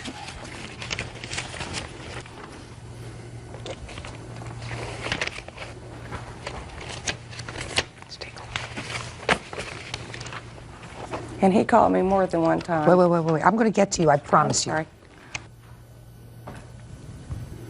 When did you advise the police of these phone calls, Ms. It Clark? was probably the middle of February. Okay, just 1 second. Okay. So you did not call the police the day that he made the phone calls, the day that you had Yes, the I did. conversation? Oh, Yes, you I did? did. So I you did. called the police the same day. All right. Yes. Now, Ms. Clark, I would like you to tell me, he left a message on your voicemail to call him. The message that he left on your voicemail was not threatening to you. No, it's when I talked to him. So I am correct. It was not threatening to you, and you knew who he was because... This is the first time I've ever seen this man. But you knew who he was because of your girlfriend. Right. That's what, just pay attention. Okay, sorry. Now, I want you to tell me your version of the conversation. Okay.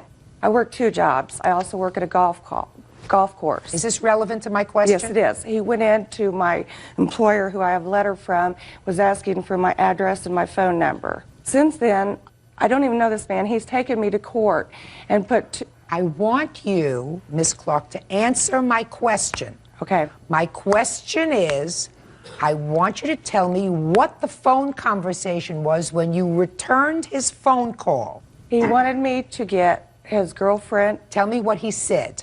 He wanted to know if I would call Lou and get them back together, reconcile their differences. And what did you say to him? No.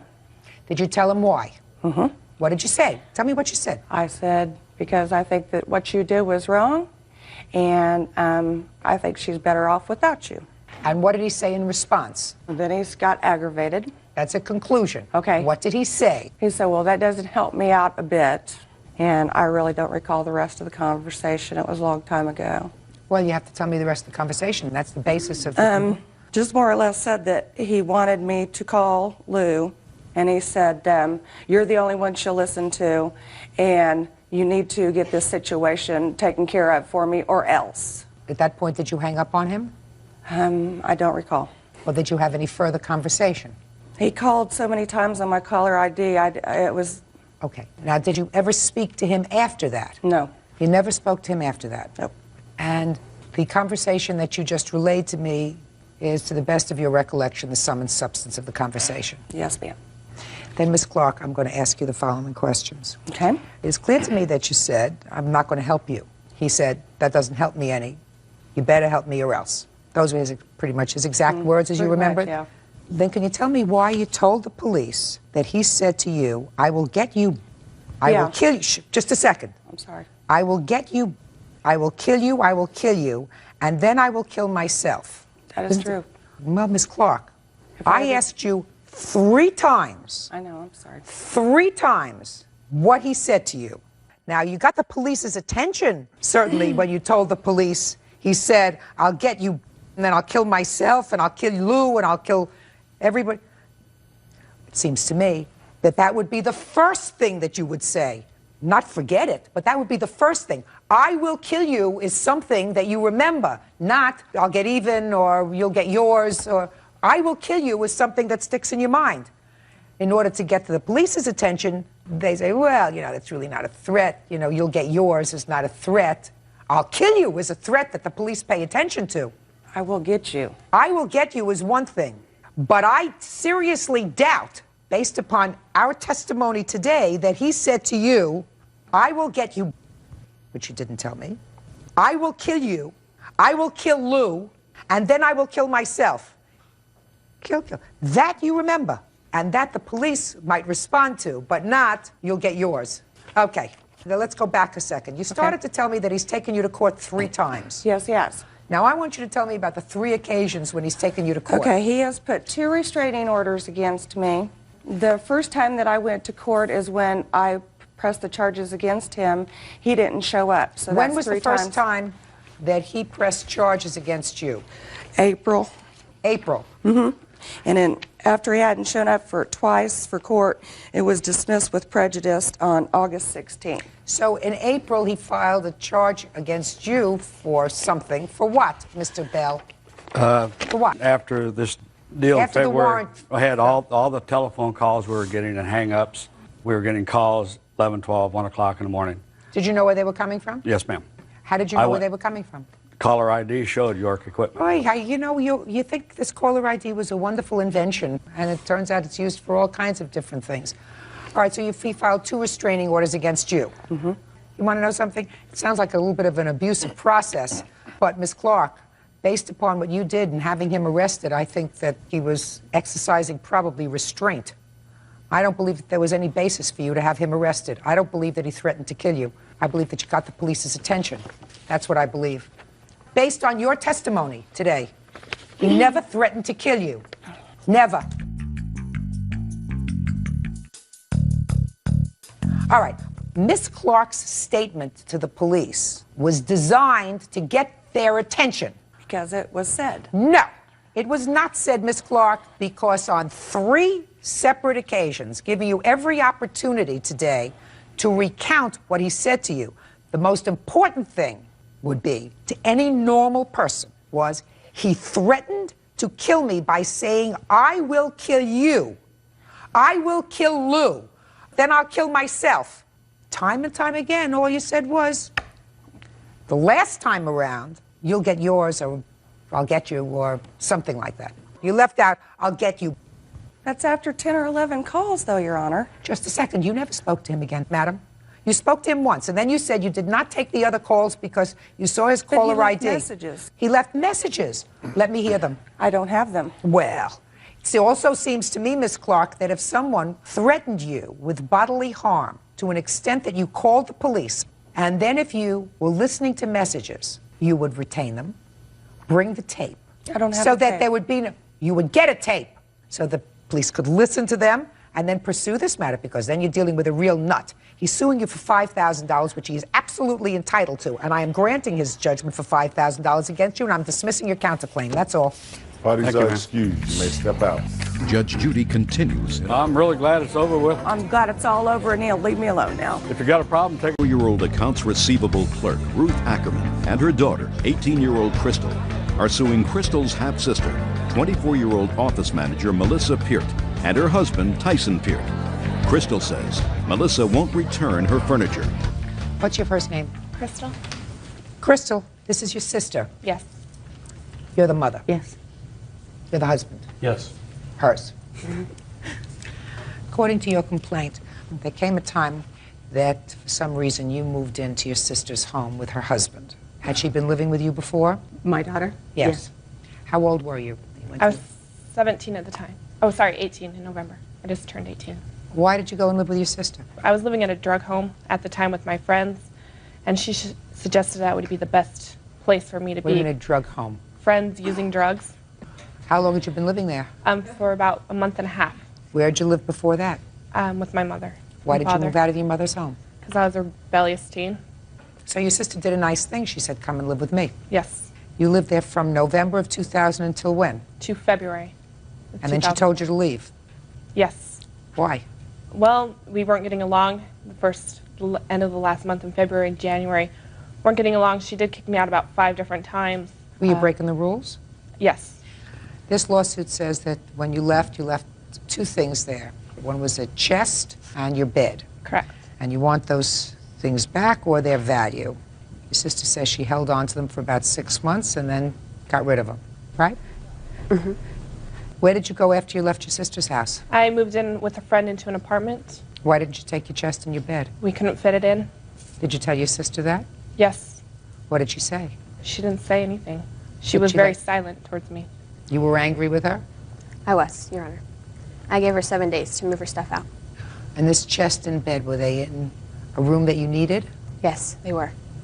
She doesn't have to keep your stuff forever. A couple times I was trying to make arrangements with my friends to get a truck to go in there and get my stuff out.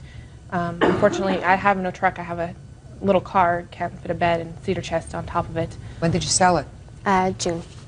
Who did you sell it to? I sold it to a coworker of my husband's and to a friend.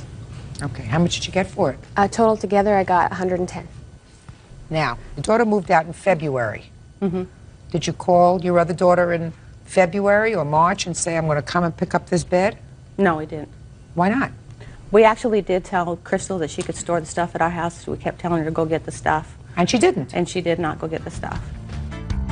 When you moved in with your sister, you lived there for November, December, January, 3 months. Did she support you? Yes. You weren't working? No, I was looking for a job. I had a job when I was living there, and I did lose the job. So your sister took care of you? Yes. So why would you want to sue her? I just want my stuff back. She doesn't have it. Well, I want what she sold. That's my bed, my cedar chest. My cedar chest means a lot. I got it for my 16th birthday from my parents. I mean, Oh, she sold both things. it's So- valuable stuff to me. She doesn't have them. She kept them in her house for months. You couldn't get a truck. Your mother wasn't talking to her directly. She was talking to you. She could have stored the stuff but never made arrangements. And I assume that you and your other daughter are not getting along for some reason. Is that right? In the last couple of months, yes. But that's prior to her moving out and that, no. We were fine. Your Honor. Yes. And the reason why this pretty much whole thing started, because I found my biological father, and when my grandfather passed away in May, he was asked to be a pallbearer, not my stepdad. So now the family's mad at me because I found my real dad, and they're just vindictive towards me right now. She found her father 5 years ago. And I knew that 5 years ago, and I accepted that as long as she kept it to herself. Her father signed legal rights for adoption. He wanted nothing to do with her. And within my books of my feelings, he had no rights to her at all. I did tell her, that's fine, but you keep it to your side, your family, that's fine that you've seen your father. I did not need it in my life. I didn't have to have it in my life. My father that passed on was my father. She was only a granddaughter. A funeral is for the people who are alive, not dead. And my father wanted a quiet family funeral, and he was not my family. He might have been my daughter's, but he was not my family. So due to that, yeah, we got a lot of hurt out of it. It's time for it to be over. It is. And because of all this, Crystal decided to go get her stuff. I kept telling her to get it. Crystal was sick the day she made arrangements to go get the bed. I went with my daughter, Tracy, to go get it, and she was not home that day. So within 2 days, she had sold the bed, apparently. But meanwhile, she took care of your daughter. And if the bad feeling that exists now between you and your daughter has to do with her finding a biological parent and involving him in your father's funeral, which is, I assume, what you are hurt about, you have to understand something. When you make choices, you made a choice, you had a child, and so did her biological father at that time, and I assume you were both much younger, but children have a natural curiosity. Children very often have a need to know their biological parents. Even if her adoptive father was wonderful to her, there is sometimes that need. And maybe it was wrong for her to involve her biological father in your father's funeral. I don't disagree with that. But it's over. It doesn't mar something forever. It doesn't mar that. Your Honor, it wasn't me involving him into the funeral. It was actually my grandfather's wishes. They were very best friends in the past, and within the last 5 years, he begged me to bring him around because my grandpa was on his deathbed. And I brought him around only under my grandpa and grandma's wishes, and it was my grandfather's wishes to have him there. It wasn't me. I had no idea. Did you tell that to your mother? I surely did. I don't Certainly believe did. it. I'm next to my dad on his deathbed. I was about the last one to see him before he went into his coma. Well, what about your mother? Did your mother tell you that that's what he wanted? My mother didn't tell me until the day we was at the funeral home making the arrangements of who the pallbearers were. That's when But did she your told mother me. tell you that that was your father's request? She said, I don't believe her. Then you don't believe your mother and you don't believe your daughter? No. Then you have a problem. No, because in Christmas time... No, then you have a problem. My father said what Melissa was doing was wrong. So why would he found something different? Maybe it's because that's what he thought you wanted to hear. Why would your mother, who I assume lived with your father for how many years? 30 years. 30 years. Why would your mother do something that she knew was exactly the opposite of what your father would want done at his funeral? In any event, she doesn't have the bed and chest anymore. She sold them. Did you tell your mother you sold them for $120? I miscalculated. I apologize. We have the bills of sale. I have the for bill both. of sale. Please. I actually And the sold... rental agreement that Crystal signed.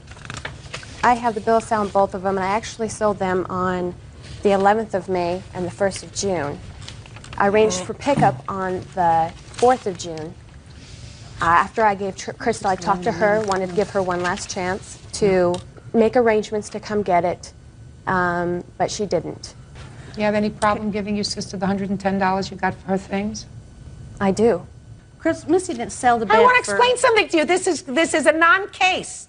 $110 is what you sold the stuff for. You're suing for $600, which is ridiculous. It costs more than $600 to feed you, take care of you, provide you with a home for 3 months, which your sister did, so I have no idea what you're doing here. However, I don't think it's fair that you keep the money for her things, so I'm going to give her the $110. That's it. Do you understand? Instead of saying thank you, you sue her. Ridiculous. Goodbye. Why is that excuse, Miss? It's really sad to know that they do this to their own family. Do not want nothing to do with her. She can raise... Is suing her ex-fiancé, Moore Jones, for breaking a lease. Moore says he stopped paying rent when Leslie evicted him. He's countersuing for the return of his property. Order. All rise. Quiet in the courtroom, please. Now, this is case number 97 on the calendar in the matter of Cook versus Jones. Parties have been sworn in, Judge. You may be seated. Sir, have a seat, please. What clothes are those, Miss Cook? This is wedding dress and 2 bridesmaids dresses that are, like, related to the case. Not related to the case that I read. According to your complaint, you and the defendant, who had an on-again, off-again relationship, leased a house together. The relationship terminated. You feel as if he should be responsible for half the rent on the house. Yes. That's what your case is about. Yes. I just brought these because... Don't need them. Okay. Put them over there. They're distracting to me. Okay. Mr. Jones has a counterclaim, and he says that you have a whole bunch of furniture and property that belongs to him. You locked him out of the house, and he couldn't retrieve the rest of his belongings, even though he didn't live there full time. Right? Yes, ma'am. Okay. You have a copy of the lease agreement? Yes, ma'am. Could I see it, please?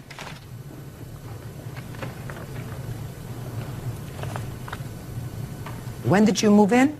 We moved in November 29th, 2000. And the lease is a 1-year lease? Yes, ma'am. When did you move out, sir? Actually, I was put out in January. We got into an argument. I got put out in January. Then I came back because I thought it was going to work. And March of 2001, I came home to find my stuff outside and the door and the That's locks not was true, changed. Your Honor. Just a minute. So you're telling me she evicted you? Yes. That's not true. Okay, go ahead. That's So I'll not hear- true. So now I'll hear you. We moved into the home. We had gotten engaged previous to that in September. We moved in November. Mr. Jones left a week after that, stating that he wasn't sure that this is what he wanted to do. He needed to get himself together. So he left and went to stay at his parents' home. We talked off and on. He stated he wanted the relationship. He wanted us to get married. He came back in January. Okay. He left in March. Well, that's what he says, but under what circumstances did he leave?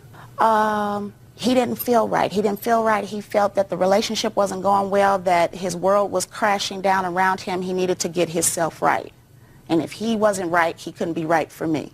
So that's when he left in March. He was gone approximately a week. He told me he was moving back in, and I just happened to see him in a pawn shop when I went to pay some bills with his truck full of some of his belongings. I went in there and asked him what was he doing. I thought you were coming home. He said, oh, I changed my mind. I need to be gone a little longer. When I got to the house, I noticed he had moved a lot of his things out, and I changed the locks to make sure that he didn't take anything that didn't belong to him, and I told him if he wanted to take anything else, he could do it while I was there, but when my children were not there. Does that sound right to you? No, ma'am. When she seen me at the pawn shop, I was there with my friend James. He was purchasing some jewelry for his wife. She seen me? Yes, she did see me. Did she see you with any of the property that you had in the house? No, the property is still in her house. No, some of the property. No. Any of the property? Sir, No. I mean, ma'am, that's not right. His No. truck was parked But you across hadn't the been street. home? No, I haven't been home. You hadn't been home. For how long? I had went to work. Did you sleep there the night before? Yes, I did. You did? No, he didn't. Yes, I did. He was gone a week, ma'am.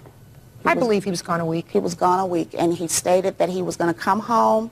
That sounds right to me. Called him on a Friday. Your Honor, that's not true. Didn't catch him the whole weekend. Why do you Happened think to she catch threw him you on out, Monday. sir? Excuse me? Why do you think she threw you out? Well, we If I having believe problems. you. We having problems, like we said, and I came home. The doors were locked. She told me when I called her on my cell phone. She stated because after when I came home, all the stuff was out. A lot of my stuff was sitting outside. My friend James Rivers, none of I his was stuff out. was ever. I'm sorry. Was out. Okay, and when I got my stuff, I went to get my stuff. The doors was. When I went to try to get in the house, the doors was locked. Is what you're telling me, sir, that from the time you moved in, other than this one brief time when you left back in maybe January, that you lived with her continuously? I left because we was having problems. So you left? Yes. Well, that's what I want to know. When did you leave? When did I leave? I left in January for approximately, I think it was 2 weeks, ma'am. Were you there constantly in the month of February? Yes. Slept there every day? Yes. What about the previous December? Were you there every day? No. Why not? Because we was still going through problems. I was trying to make sure everything was right within me and within this relationship, because I've been through a bad relationship once before, and I do not want to go through. Didn't want to go through another bad relationship. You know you are obligated under this lease. I was trying to help her. She was in a financial bind. We was together. I had my own separate apartment. I helped her out. This is not only this is a lease, but this is her house. This is her and her ex-husband's house. Do you own this house? I own 1/4% of the home, and when it was presented to me, if we wanted to lease it and do a lease option, I didn't think it was a good idea, but Mr. Jones did. Just a minute.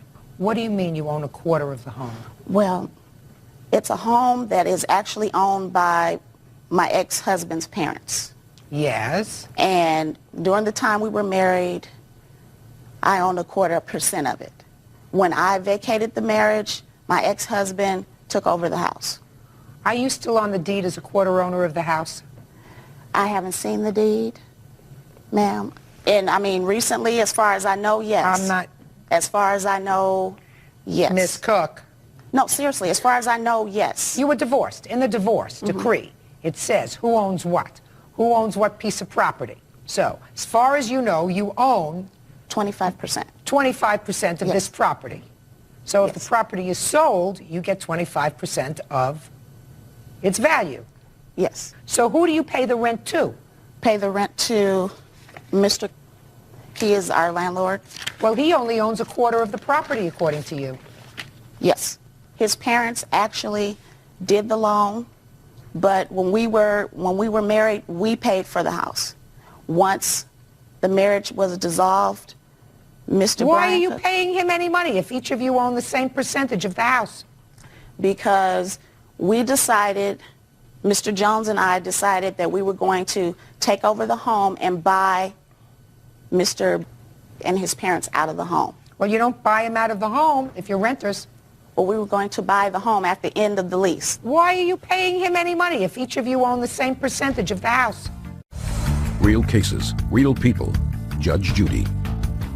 Leslie Cook says ex-fiancé Moore Jones owes for breaking an apartment lease. Moore is countersuing for the return of his property. Are you still staying in the house? Yes, ma'am. With your 3 children? Yes, ma'am. Do you plan to stay in the house with your 3 children? No, because of this arrangement, because Mr. Jones left, he is putting the home on the market, and we have to find another place to stay. Okay. Because I can't afford it. I cannot afford it. Oh, well, you should tell your ex-husband that you can't afford to pay $950 for your quarter of the house. You should be able to cut that in half. Do you understand what I'm saying to you? If you own the same percentage of the house as your landlord, I don't understand why you would pay your ex-husband rent unless he was kicking back half the rent to you, because you each own the exact same thing. Because the money that we put into the home was going to be set aside for a down payment. Oh. Down payment so we can buy the home. So he was going to take this $950 a month and put it aside so that the 2 of you could buy the house. Yeah, not all $900. The portion that was over the mortgage, yes. And how much is the mortgage? The mortgage is $666. I suggest you find another place to live. Look, this is not a clean lease agreement. Since you each own the same percentage of property, I don't see why he should be responsible for paying off a mortgage on a house that he's not going to be living in. Now, what about his property that's there? What do you have of his property that's there? I have pictures here. Just tell me what you have. His bedroom set, his couch and love seat, and coffee table with 2 end tables, and a entertainment center. Is that what she has of yours? In the garage, I have my kids' bikes, my kids' prices, pictures of me when I was a baby and my kids' pictures when they were babies. And have a few other things that's in the garage that I want out of the garage. Okay, are those things in the garage? Probably. Yes, I haven't touched anything. We have to set up a date and time when he can come and get his stuff. What's a good time for you? Anytime. I'm open. What's a good time for you? Anytime after 5 o'clock, anytime after 5:30. Do you want him to come with somebody to get his stuff? Would it be easier for you, or do you want somebody with you in the house? Yes, I would like somebody there because I don't trust him because he threatened me this past weekend, so I don't want him coming over there by himself. That is far from the truth. Who do you want there? I would prefer a police officer. Well, can you get a police officer to accompany you? I can call. I'm sure I could. Okay. The court will prepare an order indicating that 5 days from today's date, between 5:30 and 7:30, you come and pick up your stuff. Goodbye. That is our excuse. You may step out. I don't think that it went fairly because this is something that we both did together, and now I'm stuck and I can't afford to keep the place. Now I have to look for somewhere else to live. Learn how to talk and communicate, and it best, try to leave on good terms. Homemaker Michelle Kelly is suing her ex-boyfriend, 26-year-old construction worker Jason Watwood, for an unpaid loan and for an assault. Michelle claims Jason knocked out her tooth. Order. All rise.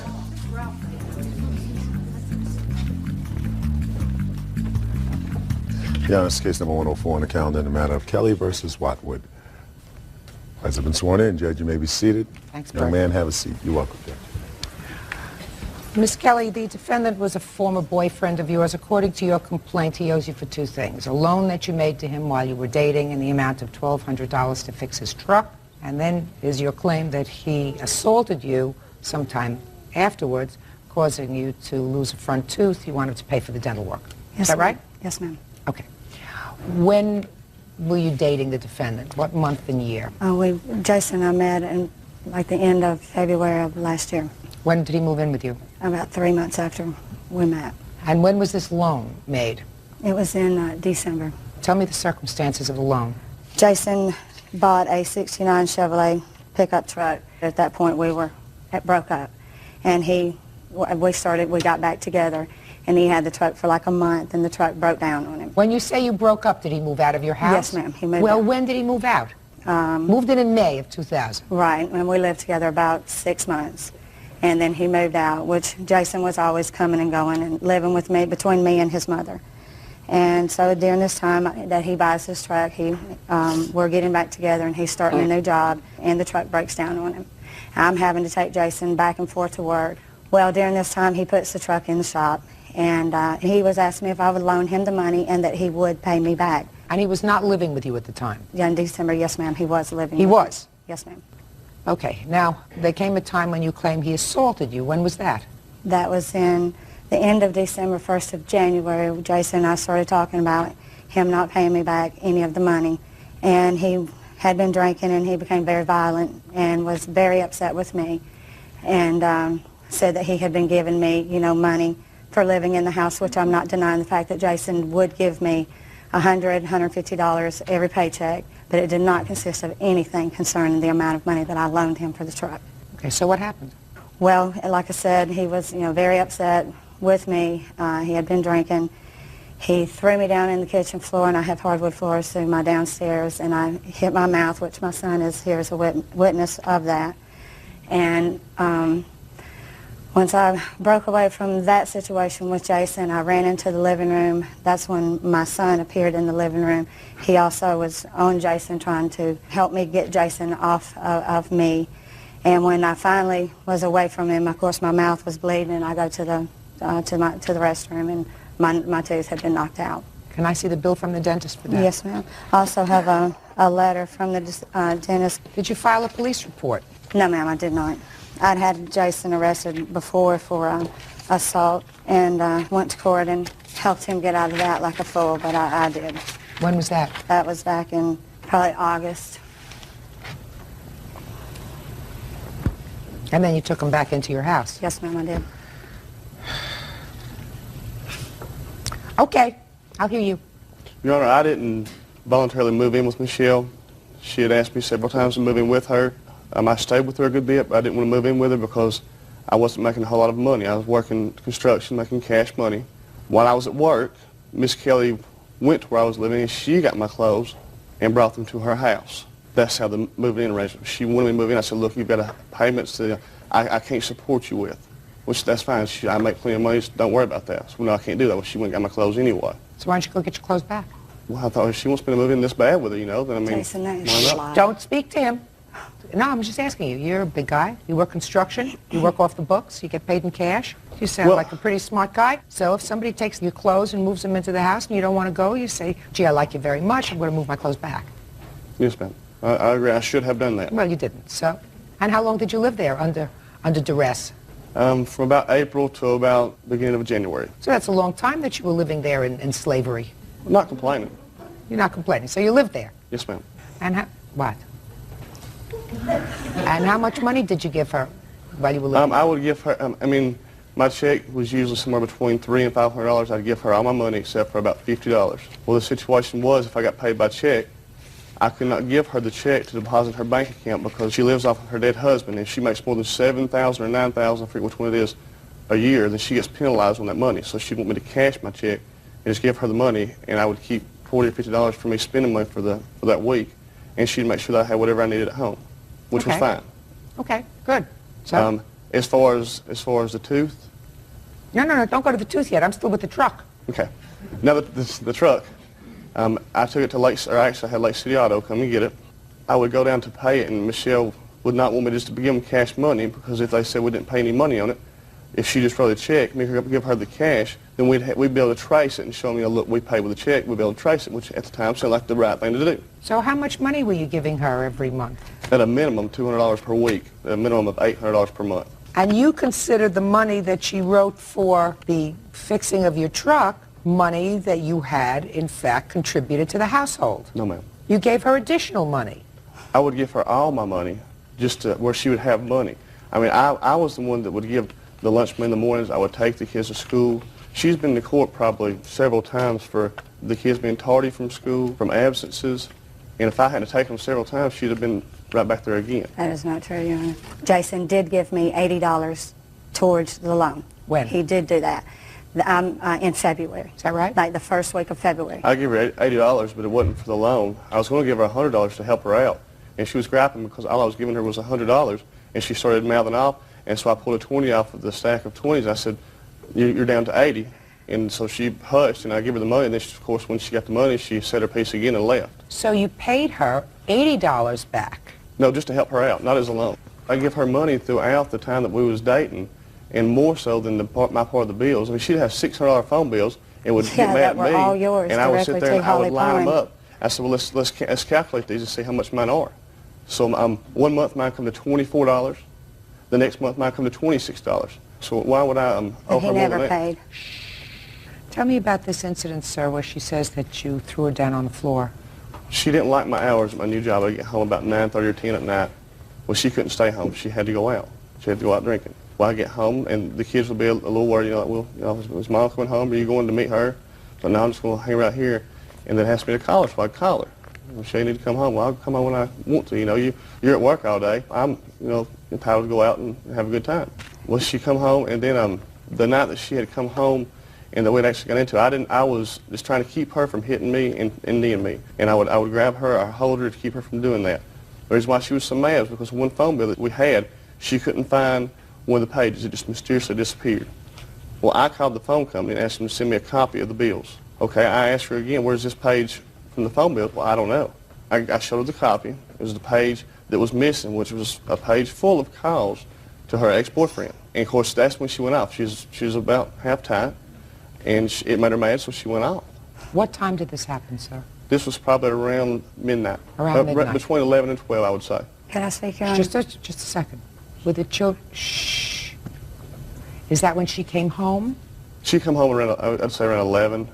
And, She came home at around 11. Yes, ma'am. Okay. Step up next to your mom. I just have a couple of questions for you. Real cases, real people. Judge Judy. Michelle Kelly says ex-boyfriend Jason Watwood owes for an unpaid loan and for knocking out her tooth. Tell me your name. Corey. Corey, do you remember when your mom and Mr. Watwood had an argument? Yes, ma'am. What time of the day was it? It was about 1 o'clock 1 o'clock when? in the morning. Had you been sleeping? Yes. Do you remember what time you went to sleep? About 9 o'clock because it was a school night. Was your mom home when you went to sleep? Yes, ma'am. Do you know whether your mom went out again that evening? No, ma'am. You don't know. No, ma'am. Was Mr. Watwood at home when you went to sleep? No, ma'am. What time did you get home that evening, sir? About 9:30. When you got home, was the plaintiff at home? Jesse and Corey was at home. I asked you if the plaintiff was at home when you No. got home at 9:30. No, ma'am. The children were sleeping? No, they were still awake. Do you remember your mom going out? No, ma'am. You don't remember, or she didn't go out? Well, I really don't know if she went out, but when me and my sister go to bed, she doesn't really ever go out. What happened to wake you up at 1 o'clock in the morning? Well, I was sleeping, and I heard a big noise, and downstairs, and I went and told my sister, and she just fell back asleep because she didn't hear anything. And I went downstairs, and I saw him hitting my mom. Well, not hitting her, but he had her down on the ground, and he wouldn't let her up. In what room was that? It was in the kitchen. And what was your mom wearing? She was wearing, I can't remember. What was the defendant wearing? He was wearing a white shirt and I think a pair of blue jean shorts. And you don't remember what your mom was wearing? No, ma'am. Okay, sit down. Your Honor? What? I'd just like to say that this is what Miss Kelly does for a living. She sues people for a living. And I've been at her home several times when she's prepped the kids as to what to say, what to do. What kind of lawsuit, sir? Corey got hit by a car a few years back, and the lawsuit went on and on and on. Instead of settling for, I think it was $70,000, she got greedy and wouldn't settle, so she ended up losing the lawsuit. And she's in lawsuits right now from her house, and she's suing four different people. And she's even told me that they've offered her $100,000 a piece, but she won't take it. She's going for $1 million a piece. That's what she does for a living. I don't know if she does that for a living, so she has to do something else for a living. What kind of work do you do? Actually, I'm a widow, and I'm a housekeeper. I take care of my children. How much money do you get from Social Security? $944. A month? Yes, ma'am. Do you have any other source of income? Yes, ma'am. I have my child support. From? My children's father. I thought you said you were a widow. I am. My second husband was killed in a car wreck. What's the amount of your child support? Right now, it's $800 a month. Okay. Now, are you telling me, Miss Kelly, that you had not been out that evening? No, ma'am, I didn't. I would go pick him up. He worked 6 nights a week. His truck was in the shop.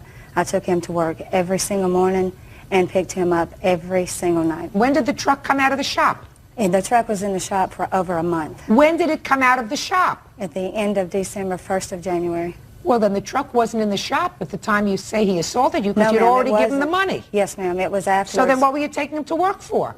Because when he got the truck back, it broke down again, and he has yet to even taken it back to see if anything that I had paid for that truck being fixed, he has not even taken it back to see if that was it. He's driving his father's Cavalier once again, and the truck's still sitting on the side of the road. I just had to take it in one day. They put a new distributor cap on it. It was fine.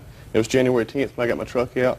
Unless I'm mistaken, Tuesday through Saturday is 5 nights a week that I work, not 6. And after that, the truck was not back in the shop? No, ma'am. Mr. Watwood, the only question that I have for you, I'm not satisfied that there was a loan for this truck. Okay. The only thing that I have to ask you is I want you to describe the incident that took place in the kitchen for me. Michelle come in for being out. I was already there. When she come in, I said, Michelle, did you ever find the other page to the phone records? No, she never had found them. I said, well, just so happens I got a copy made. Here's the page that was missing. And that's when she went off, got mad. She was, like I said, she was about half tight. She had way too much to drink. She's the one that, when she loses her temper, she goes off. All I did, Your Honor, was just, when she was trying to hit me, I would hold her arms to keep from hitting me, and I would turn to the side to keep her from kneeing me. And she was kicking and swinging so wildly that she fell when I was holding her arms because her feet just from trying to kick me. Does the incident with the page from the phone bill sound familiar to you? No, ma'am. I don't have a clue what he's talking about. He had don't? a $600 well, phone bill the only every thing month, that I and he ask never you, the paid it reason I either. ask you that, Miss Kelly, is in your complaint, you say that this fight took place in mid-December, not in January, because in this complaint you say, around the holiday times, I begged him to pay me back because I needed extra cash for presents. Did you forget that you wrote that? No, ma'am. Actually, I didn't write that. Let me see if you signed it. That is your signature, yes, because it's the same as here, and you signed it, you swore to it, and you said, around the holidays, I begged him to pay me back because I needed extra cash for presents. Right. That's what you signed. Right. Case is dismissed. Parties are excused. You may step out. And I'm just glad that, Judge, you can see through her. He's a loser, and I know what he is, and that's the bottom line. It's completely bogus. Working as a homemaid. Court come to order. All rise. Have a seat, please. Hello, Judge. How are you, Kevin? Good, good. Case 2168, Gallen versus Webster. Thank you. You're welcome. Miss Gallen, you are a home health aide. Yes, ma'am. Did you go to any particular school or have any training to be a home health aide? Well, I went to CNA nursing school, so I'm CNA? What is certified nursing assistant. And you've been doing that for over a decade? Correct. Do you need any license in the state where you're from in order to be a CNA? CNA, yes. Caregiver, no. But you have a license from CNA? Yes, ma'am, and also have a license for a medical assistant. Now, there came a time when you answered some sort of an ad by Mr. Webster. Mr. Webster had a mother who was ill and needed some assistance in caring for her. Are you a working man, sir? Yes, Your Honor. What kind of work do you do? I'm a caterer and a DJ, and also a driver. Do you get any salary from any of those jobs? It ranges from job to job. Usually, how much? For DJing, a couple hundred. Couple hundred for how many hours? It's basically by the job, the location, things of that nature. So it can vary. Caterer. Catering, we're building a family business, so basically getting started with it. Probably made as much as $1,800 before for a catering event. So again, it was brand new prior to the pandemic. Okay, and what's your steadiest source of income? Driving as of now. How much do you make approximately an hour driving? Now, probably $22 with the subtractions. For $22 an hour? Yes. Is that with or without your tips? That's with tips. Did you always live with your mother? I lived with her for quite some time. Say within the last 10 years. Within the last 10 years, I moved out 3.5 years ago. Due to illness, I was staying with her, so I was not really able to work. During that time, I went to school to become a caterer, cook, etc., culinary school, business school, because I did have aspirations to open a restaurant eventually, or a catering business eventually. So you didn't live with your mother? I forgot exactly what those words are, but it's a pulmonary, it's with her I know breathing. it's COPD, it's a pulmonary disease. You're better than me. Then there's also emphysema, along with some other things that I was not made aware of until she passed away. How old was she? 68 years old. A kid? Yes, Your Honor. How long was she bedridden? From when to when? November 23rd until her death date of April 30th. So all the time that the plaintiff took care of her, she was bedridden. Yes, Your Honor. And was your mother pretty strong-willed? Yes, very much so, Your Honor. And the COPD and emphysema was in all probability, at least in part, if not in all, attributed to her smoking. Yes, Your Honor. Now, according to your complaint, Ms. Gallion, you worked for Mr. Webster in taking care of his mother, with whom he didn't live. Is that correct? Yes, Your Honor. Did anyone else live with her? My son lived with her. How old is he? He's 29 years old now. What does he do? He was working at the time for Tesla. He was, but he's no longer. No longer. But at this time, he was working for Tesla? He was working for Tesla. The whole time? Yes, Your Honor. The whole time right? from being released from the hospital up until her death day, yes, Your Honor. Now, the house belonged to your mother? Via rent, but yes, Your Honor. She rented it? Yes, Your Honor. She was a rentor? Yes, Your Honor. So her grandson just stayed there with her? Yes, Your Honor. So he slept there, and you were supposed to come during the day? Yes, Your Honor. Monday through Friday? Monday through Saturday. Okay. Now, do you have the ad that you got from the defendant? I do. May I see it, Kevin, please?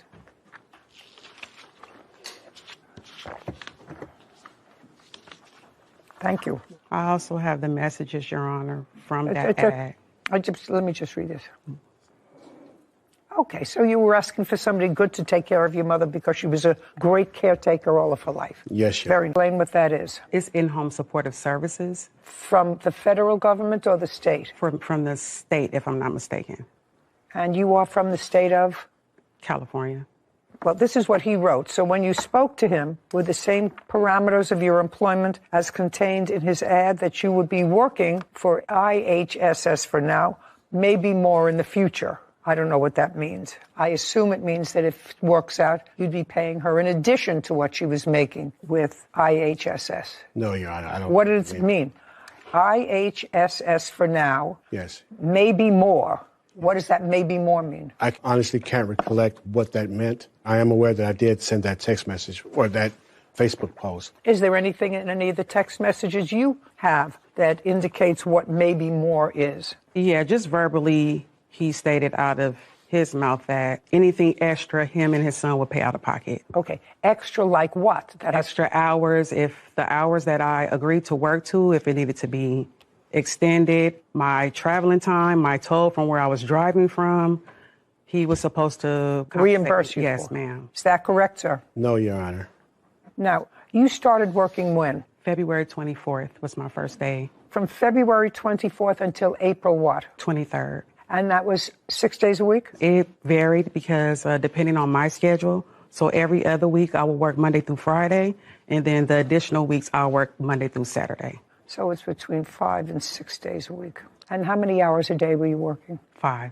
So when you came into work, was the grandson still there? Sometimes he was, sometimes he wasn't. And if he wasn't, Miss Webster was alone? Correct. And when you left, was she alone? Yes, ma'am. And then hopefully the son came back to assist her at night. From my understanding, there was another caregiver that was supposed to be there at nighttime, which I never saw, so I'm not sure. Did you have another caregiver there at night? Yes, Your Honor. And who was that?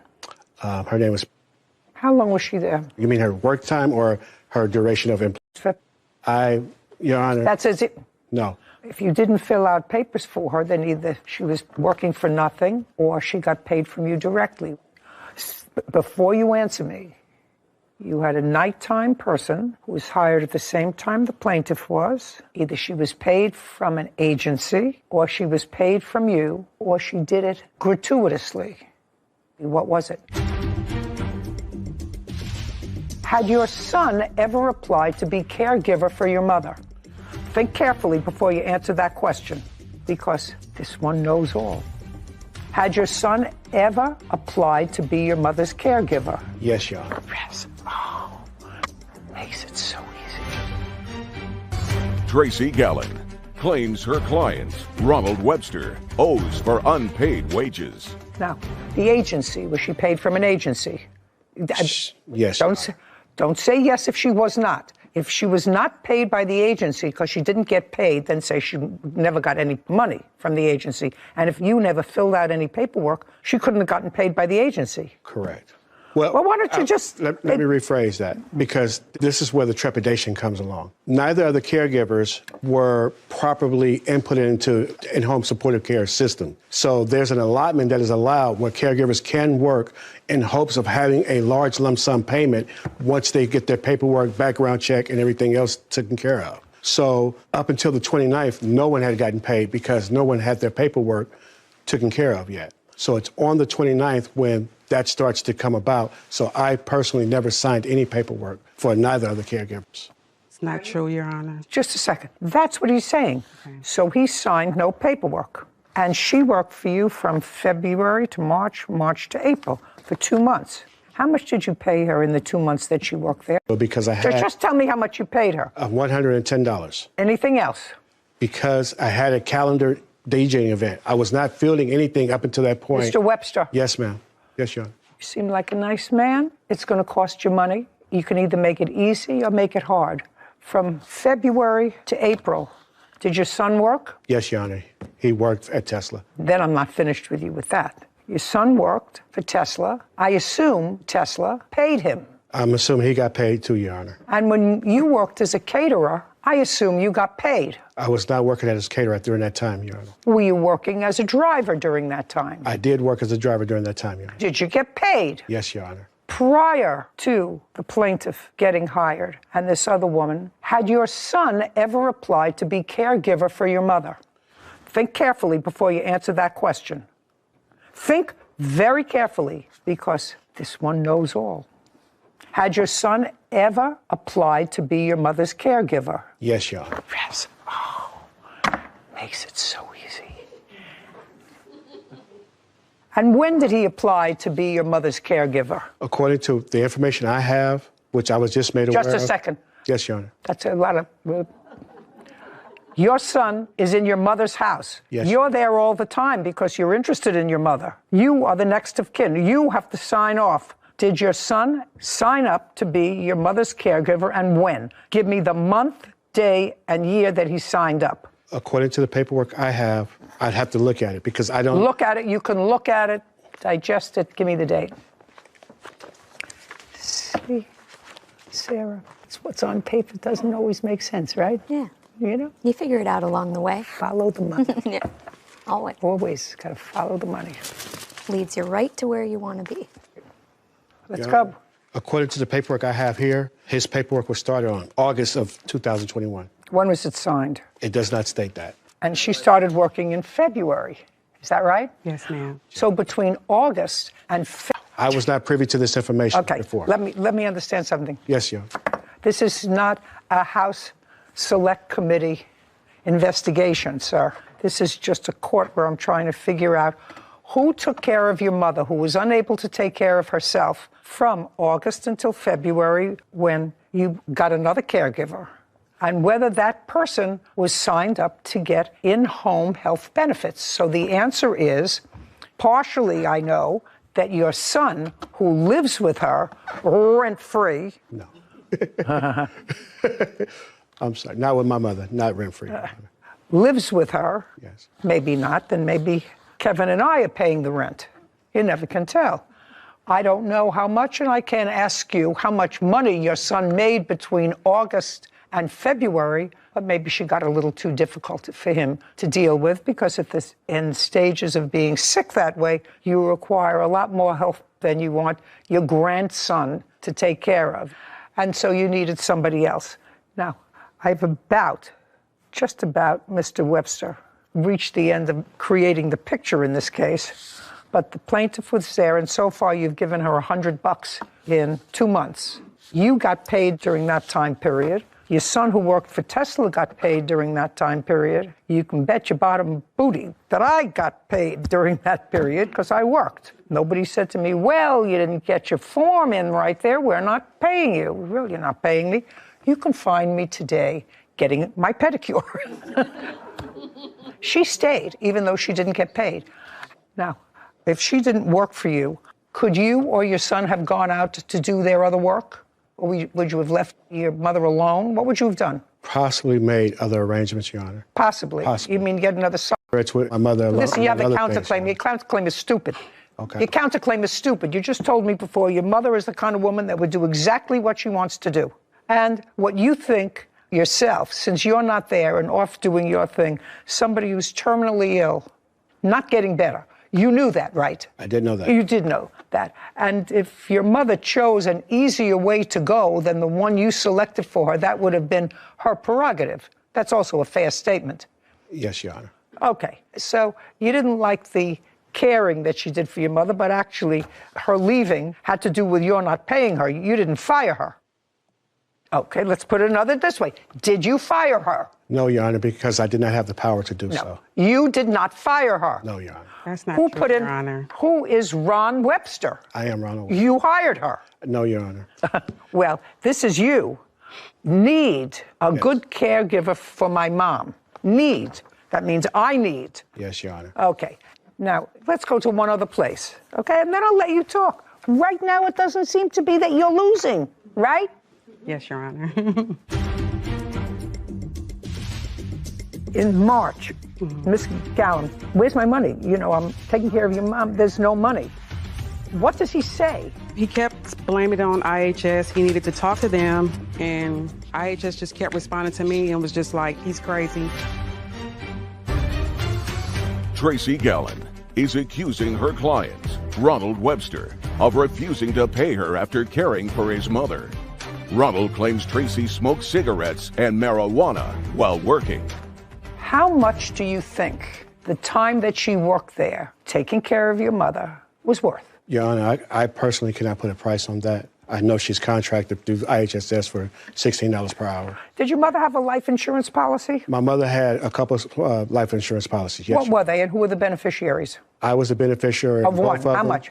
The total was $3,700, Your Honor. Did she have a separate policy for her burial? No, Your Honor. Did she own any property anywhere? No, Your Honor. So what was the total you received from the estate? The policies was $6,000 is what I meant to say. If I said $1,300, I misspoke. $13,000. $13,000. Total. Okay. How much did you pay for the internment, the service, if there was one, whatever? How much did you pay? You paid for it, I assume, out of this money. I have not done all the math. It's upwards of $15,000 or so. As I'm still haven't done all the math. I'm still making payments. How much are you owed? I have it there, 26. The whole breakdown is.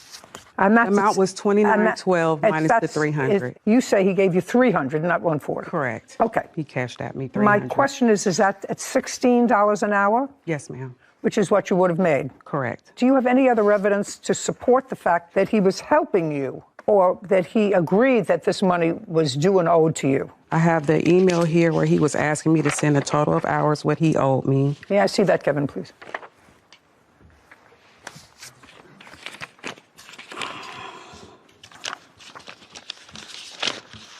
And then this is also the payment that he did pay me, the $300. Well, this is from you. Yeah, he asked me to send that to him because he kept acting confused. But this is from you to him. Correct. Can I see your answer to this when she sends you this document? I don't have that email. Well, and do you have? I'm not sure if there's an answer. I could check my phone. No. Okay. Now, in March, Miss Gallen, where's my money? You know, I'm taking care of your mom. There's no money. What does he say? He kept blaming it on IHS. He needed to talk to them, and IHS just kept responding to me and was just like, he's crazy. I don't know why he keep reaching out to us. We keep repeating the same thing. He said he never filled out forms. Also, this is the contract that he signed stating that I am the IHS provider. If there's any extra fees. Well, no, that is the contract that he signed. We have to sign that with IHS first to approve me even being the worker for his mom. So once they approved me and I went through orientation, he signed that. He would be responsible for the hours. I kind of marked it on there where it states that this is the contract and this, this is what comes with it. Also, here are the timesheets I submitted. Okay. Not necessary. He acknowledges that he didn't pay you any more than, he says 100, you said 3. That's actually in your favor. $2,612. I suggest you take it out of the $13,000 that you received from your mother's life insurance. I'm sure she would like her caregiver paid, the one who took care of her in the last couple of months of her life. Your counterclaim, which is ridiculous, is dismissed as for the reasons I already said. The fact that the defendant may have either smoked with or allowed your mother to smoke in the last couple of years of her life is ridiculous. You know, you're the one who said to me, my mother is my mother is my mother. She'll do what she wants to do. Isn't that something like that? Yeah. Yes, Your Honor. You're done. So's your counterclaim. $2,600. This court is adjourned. You know, my mom's death, I've been doing everything I can to make sure that she was taken care of. And, you know, it's unfortunate. I'm really happy with the decision today. I was glad that she was able to see through all the lies and everything. The plaintiff would give her cigarettes to stash for her so she would not overindulge herself smoking cigarettes. Yes, I would go and get her the cigarettes because that was her last thing that she wanted, so. At best, while taking care of my mom, she did a pretty good job with that. I've never denied that. I've also wanted her to get paid. Just blamed it on IHHS and just there was no really reason for him not to pay me at all. I've been ready to put it behind me. This has been a nightmare since my mom's death and right before that. So I'm certainly glad to get it behind me. I really did give her the best care that I could, you know. She was happy. She was very happy, so I'm okay with everything. Cases like this are sad, but it really shines the light on the whole sector that is elder law. And there's so many federal and state programs to make the elder lack of oversight. There's a lot of fraud that takes place with the most vulnerable population. And like you were just talking about, your mother is the one that you rely on for a majority of your younger years, you know, to keep you alive, bathe you, feed you. And towards the end, it's just unfortunate that they don't receive the same care as we do in the beginning. Yeah, that not being watched as carefully by the people that they cared for. Yeah, but the plaintiff here surprised me. I mean, working 2 months, 5 days a week. And she stuck with the job. For no money and no real end in sight for when she was going to be paid. I respect her for that. She obviously cares about her business and about her craft as being a healthcare worker, so I appreciate that, but it shouldn't fall on kind-hearted people like that to take care of our elderly. Maybe. Not sure. Yeah. I think that not everybody is fortunate enough to have children. Yeah. If you have children that fit into that mold. And I think that it's wonderful that the state, for those people that don't have loving families to support them if they're sick or elderly, for the state to provide a mechanism for those people to get from their bed to a bathroom, to another room, to a meal, perhaps. I think it's wonderful. I think that this country, Sarah, can't do everything. Yeah. And I know that we discussed a moment ago, not bringing in another case, but to me, when you don't give money to somebody who did work in the betterance of society, and you send stimulus money to prisoners who were there because they did something wrong, and you send $1.2 billion in stimulus money to people who are serving life terms in prison, to me, doesn't make sense. But perhaps somebody will straighten me out. Given to Elena after her release from prison. Court come to order. All rise. Have a seat, everyone. Hello, Judge. Case 2166, Hammond versus Smith. Thank you. Mr. Salmon, the long and short of this case is you met the defendant on some sort of a website. She was in prison at the time. You began to see her. She got out of prison. You gave her a certain amount of money that you consider gifts to her, but then she asked you if she could borrow money to buy a car. You gave her $2,600 with the expectation of being repaid, and this is your lawsuit, correct? Yes, Your Honor. Okay. And your answer to him said, well, it was never really anticipated that I would give him back his money, only I said I would give him back if I got my stimulus money. I didn't get my stimulus money, so I'm not paying him back. That's what the case is about. Simple. So let me get a couple of pieces of information from you. From when to when were you in prison? January of 2019 until June of 2022. For what? Several things. I did any thefts and stolen firearms. And? That was it. Was there one indictment or more than one indictment? One federal indictment and 23 counts for state. Which state? Washington. Was it the first time you were in prison? Yes. Did anybody else go into prison as a result of the same case? No. At what point during your stay in prison did you begin to communicate with Mr. Salmond? Somebody had put me on a prison pen pal website, which I wasn't aware of until I got a message from him. I took myself off the site. That site's usually for people to get things from people, money in their books, packages. So we started talking, but... When? Give me a month and year. It was in April of of 2019. So right away? Yeah, about a few months after. Right away. And you were in jail, so you clearly stayed in touch with him. Yeah.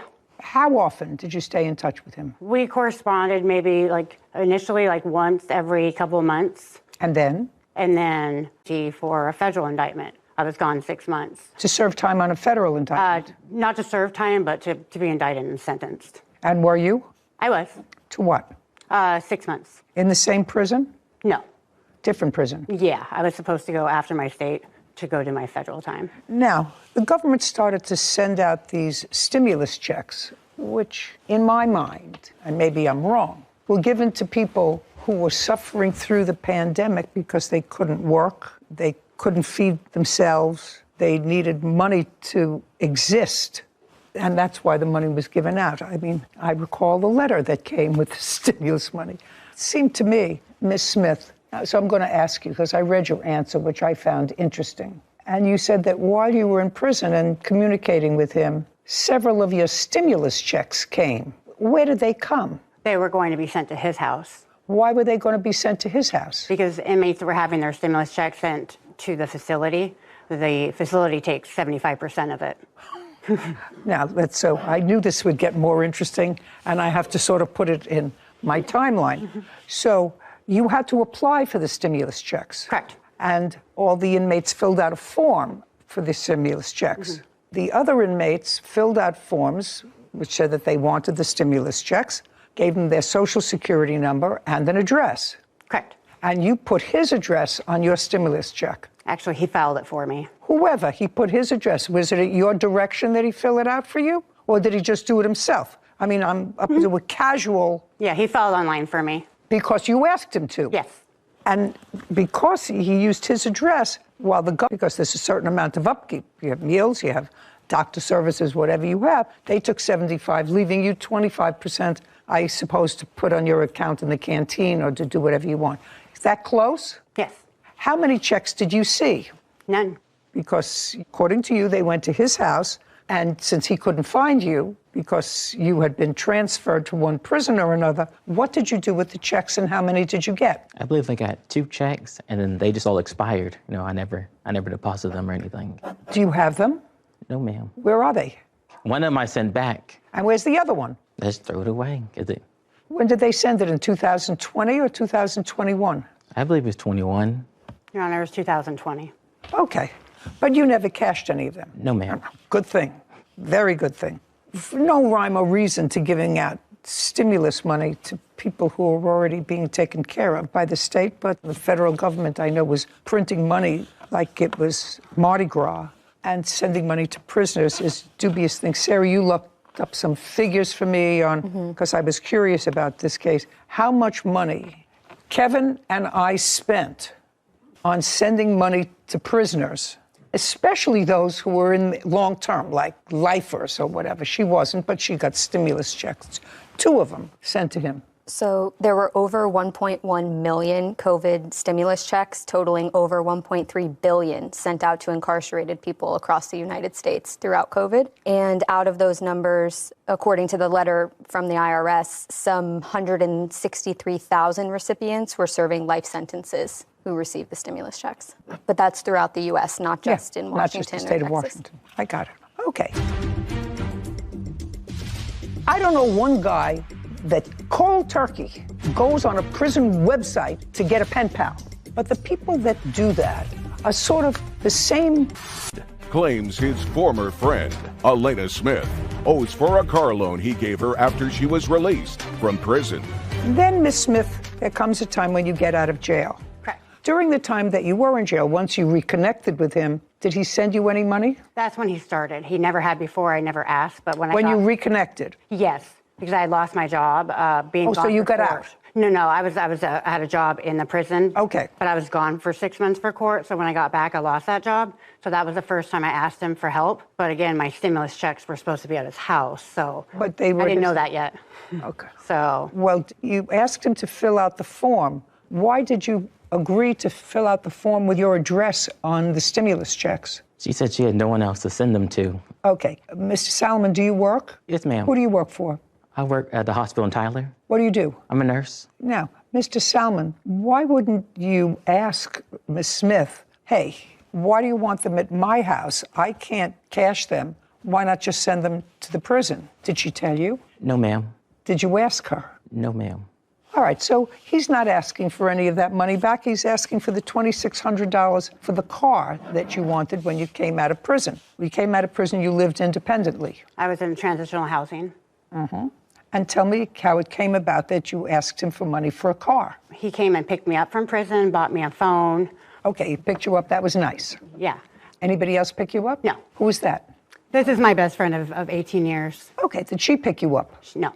So he picked you up? Yeah. Okay, and what else did he do? He bought you a phone. He bought me a phone. He's not asking for that back. He bought you a phone as a gift, correct? Yes, ma'am. Correct. Yes, he bought you a phone so that you would be connected to the world. Correct. What's next? Then he started cash apping me money that I didn't ask for. How? This is prior to the car money. So you said you needed some cash and I never said I needed it. He just was doing it. Okay, and he's not asking for any of that money back. Right. Now tell me about the car. So I got a job offer, but I didn't have a vehicle. So he had been helping me out for a while. Okay, so he's helping you. So I asked him for money to get a car. This first stimulus check that he sent back, I wasn't getting, but the third one, I had to file a tax return in order to get that, which was only $1,400. Just a second. I don't care about your stimulus money. I don't want to buy you a car. To pay him back. I don't want to buy you a car. But he bought me a car. No. My stimulus money I was supposed to give him for only $1,400. No. You have to understand something. You have no proof, and I actually believe him when I say he didn't cash your stimulus checks. Yeah, he returned them. You don't even think that he cashed them because that would have been a federal offense and he would have gone to jail. I didn't. And you didn't want to go to jail, right? No, ma'am. And truth of the matter is, stimulus money is, in my view, not for anything other than try to keeping everything in balance while there was COVID. You got out of jail. Owning a car is sort of a luxury. You have to have a car, you have to have insurance, you have to be able to keep it up. That's not what stimulus money was for. So let's go back. He didn't collect any of your money. He was nice enough to put in $50 here, $60 there, gave you a phone so you would be connected. Now you tell him that you need money for a car. On what date do you tell him you need money for a car? On June 15th. And he gave you $2,600. Correct. And that was in June of 2022. Correct. Now, I'd like to see the emails following up when he's asking you for repayment of that $2,600. Do you have any? Yes, ma'am. I'd like to take a look at it.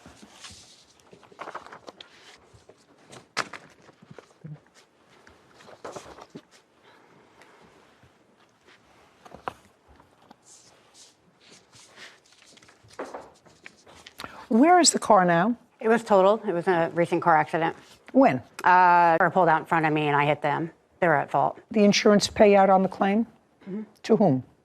To myself. How much? Just for the damage of the car, it was $3,200. So what did you do with the money? I bought a new vehicle. What kind did you get? 2008 Pontiac G6. How much did you pay for it? I paid $2,700. So if you gave him back his $2,600, you still would have had a down payment enough for that car. I paid cash on this vehicle. I know what you did, but if you had done the right thing, you would have paid him back his $2,600, and you would have had a down payment, and you would have been paying off the car. So there was no agreement for me to pay the $2,600. It was to pay him back with my stimulus of only $1,400. Well, I've read this here, and you know what I get out of these text messages back and forth? Something that people who are takers do all the time. They justify taking because you say, you're just so blank petty. You make more than enough, and I'm making $500 a week. I have real life problems. So you're saying that the money isn't really that important to you, and it's that important to me, and I have a child to take care of, and you don't. You make $500. You live alone, sir?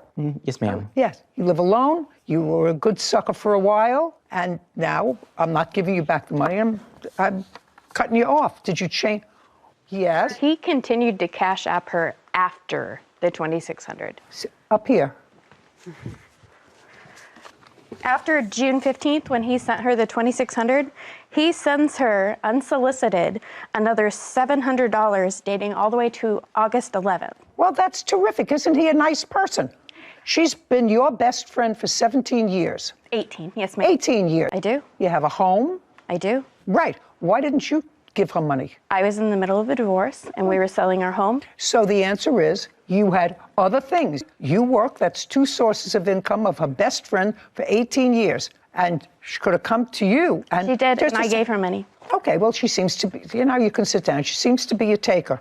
And if he gave her more money, even after this $2,600, he's not asking for that money back. He also told me to keep the stimulus check to pay the car. Oh, I'd like to see it. Not that it's important. No, it is. Because he told me to keep it. Just a second, because I'm not. You didn't get another stimulus check. No, I didn't get the stimulus. No, you didn't get another. That was the only stipulation to paying him back was with that. No. No. Yes.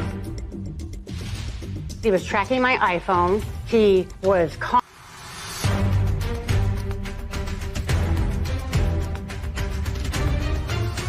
Stuart Selman has accused his former friend, Elena Smith, of refusing to pay back a car loan.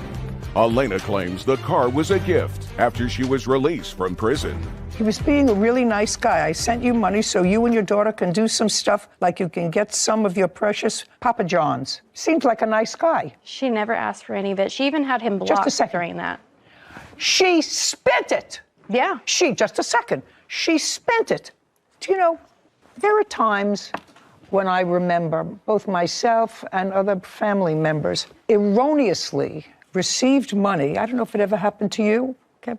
Erroneously, a deposit comes into your checking account. You don't know where it comes from. Well, somebody put it in there mistakenly, right? This wasn't mistaken. Just a second. Same theory, madam. Somebody put it in there mistakenly.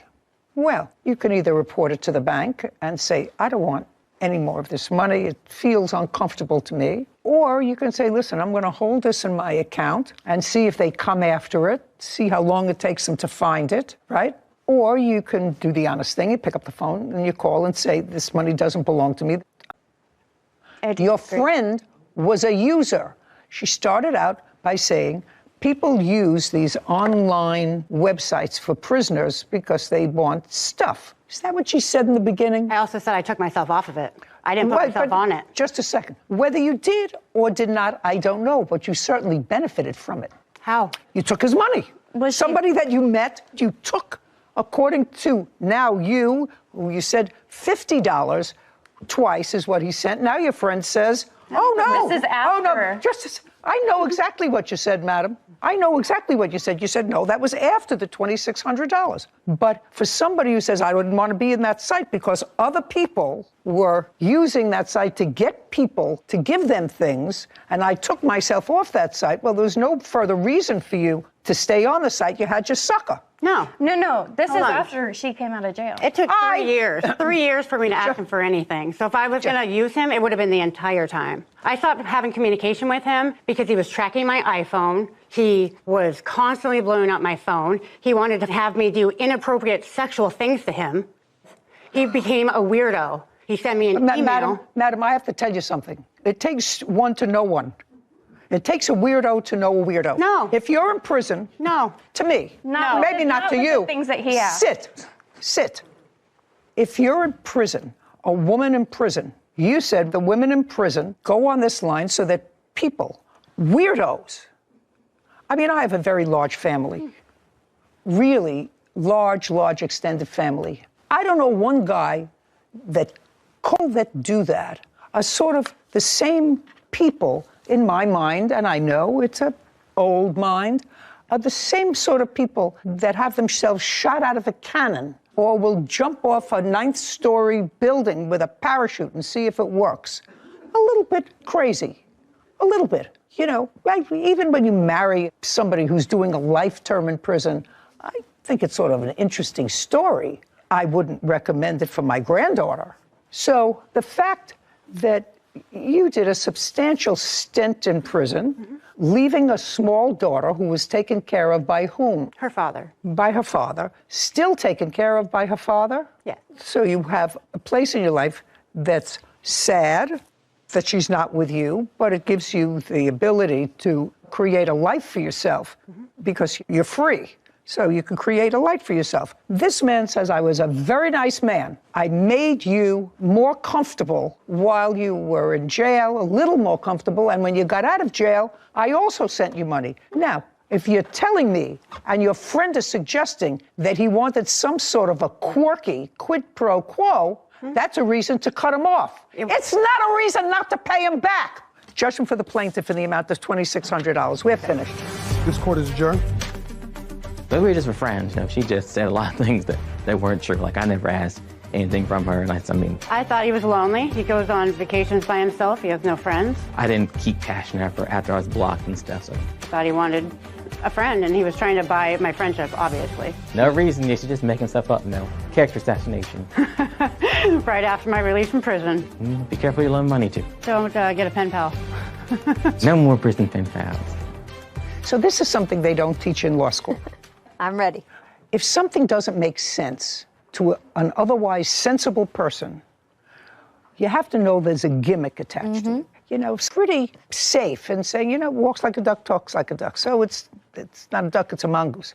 But if you come from a relatively simple background and you know a lot of people, and you don't know anybody who's pen pals with a prisoner. There are a lot of people, because there are lonely people. People in prison are lonely, and there are sometimes lonely women who start to communicate, even just from a sympathetic Good Samaritan kind of coming from that direction.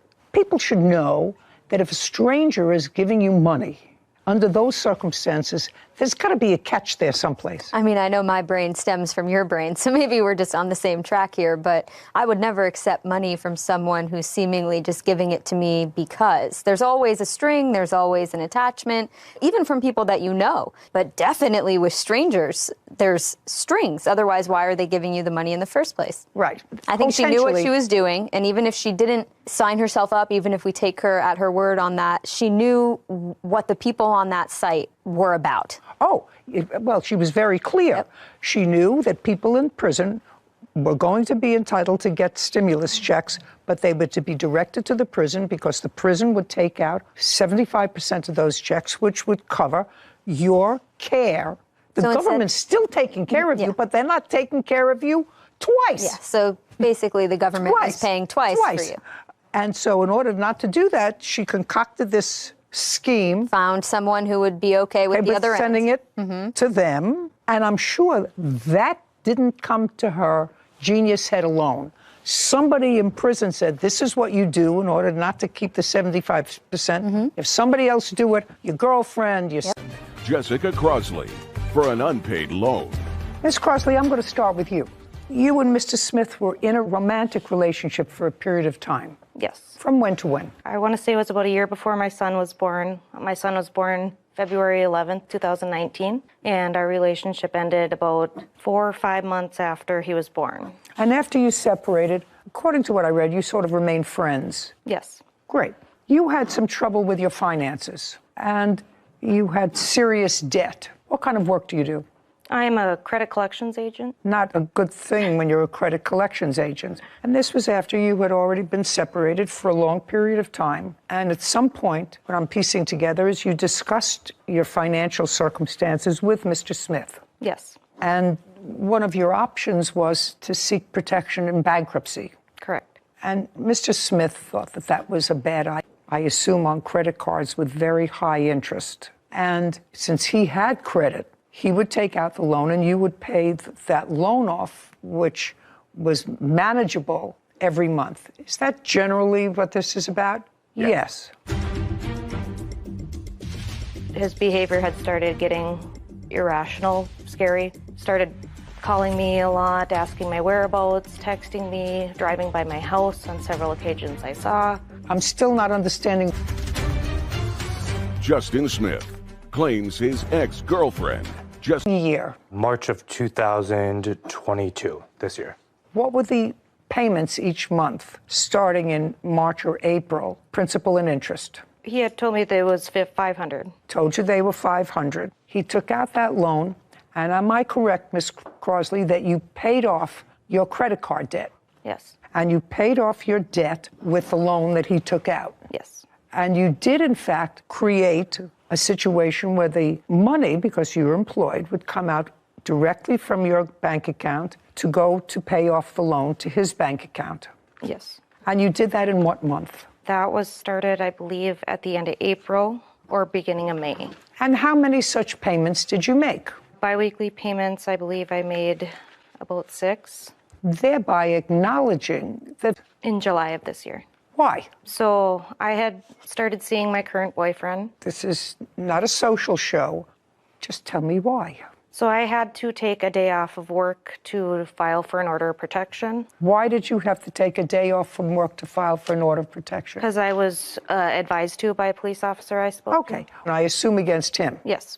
Okay. Give me the incident. Okay. So in July, when I started seeing my current boyfriend, Justin had expressed that he wanted us to get back together, and I had told him no, that was not going to happen. And then his behavior had started getting irrational, scary, and there was an incident on July 19th where I had allowed his mother to take my son to a play, and she was supposed to drop him off back to me, and instead of dropping him back off to me, she had dropped him off with his father at his work. And then I got a call from Justin yelling, saying, "Where are you? What are you doing right now?" And I'm like, "Well, I'm on my way back home. Your mom's supposed to drop off Braden." He's like, "I have Braden. I'll meet you at your house." So I said, okay. We got to outside my house, and then he pulled up next to me and then started screaming out of the car, like, "Where were you? What were you doing?" I was like, "I was spending time with Anthony, my boyfriend." And he's like, "I'm taking Braden. I'm not going to give him back to you." And my son's crying in the back seat. And I said, "No, you give him back to me. It is my day to have him." And he drove away. He later called me and said I could meet them at Dairy Queen. So I met them there. I got at me. And as me and my son started driving off, he threw a milkshake at my car, which scared me and my son very much. Okay, good. And you filed for an order of protection. You had a trial on the order of protection, yes. And the judge dismissed your order of protection. Yes. After the trial. Yes, ma'am. Okay. I'm still not understanding why you stopped paying on the loan. So when I had lost my job. You lost your job when? The next day. The incident happened on the 19th. I had to take the 20th off to file for the order of protection. The 21st, I was let go. Oh, that had nothing to do with you being let go. Nothing. I just want to know why you stopped paying on the loan. You stopped paying on the loan because you lost your job? July, when all these incidents happened, Justin had stopped paying for daycare, which was our agreed upon child support payment. We don't have a court order for child support, but he had been paying all of daycare. I cover all of his other finances. So that was an agreement that you had, that he would pay for daycare? Yes. Okay. And he stopped paying in July? Yes. He started only paying half of daycare. Okay. So let's go back. He started paying for half. Yes. How much was he supposed to pay per month? $560 was the full amount of daycare each month. Okay. And he had been paying that. In July, he cut it down to? To $270, I believe. 80. Okay. So he wasn't completely not paying. He was paying part of it. Correct. Tell me why you cut the payments in half, because you have a counterclaim for that. Yeah. So in July, we started a custody case for full custody of our son. You're talking in July. Who started the custody case? I did. Care, because you have that case in family court. The court there will make a determination as far as future child support and whether or not this daycare should have been paid. So you have no reason for not paying the loan. I was planning on filing bankruptcy. Okay, but you didn't. You didn't file for bankruptcy. You did the smart thing. How much is left on the loan?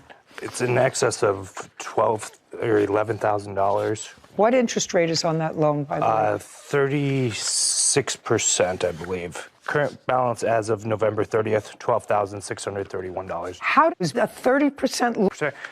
These were online lenders. Oh, wow. Okay, you have a counterclaim. Harassment. Daycare costs is out. Lost wages because you say you had to take a day off to file a protective order and you were fired? Nonsense. Harassment. Let's hear it.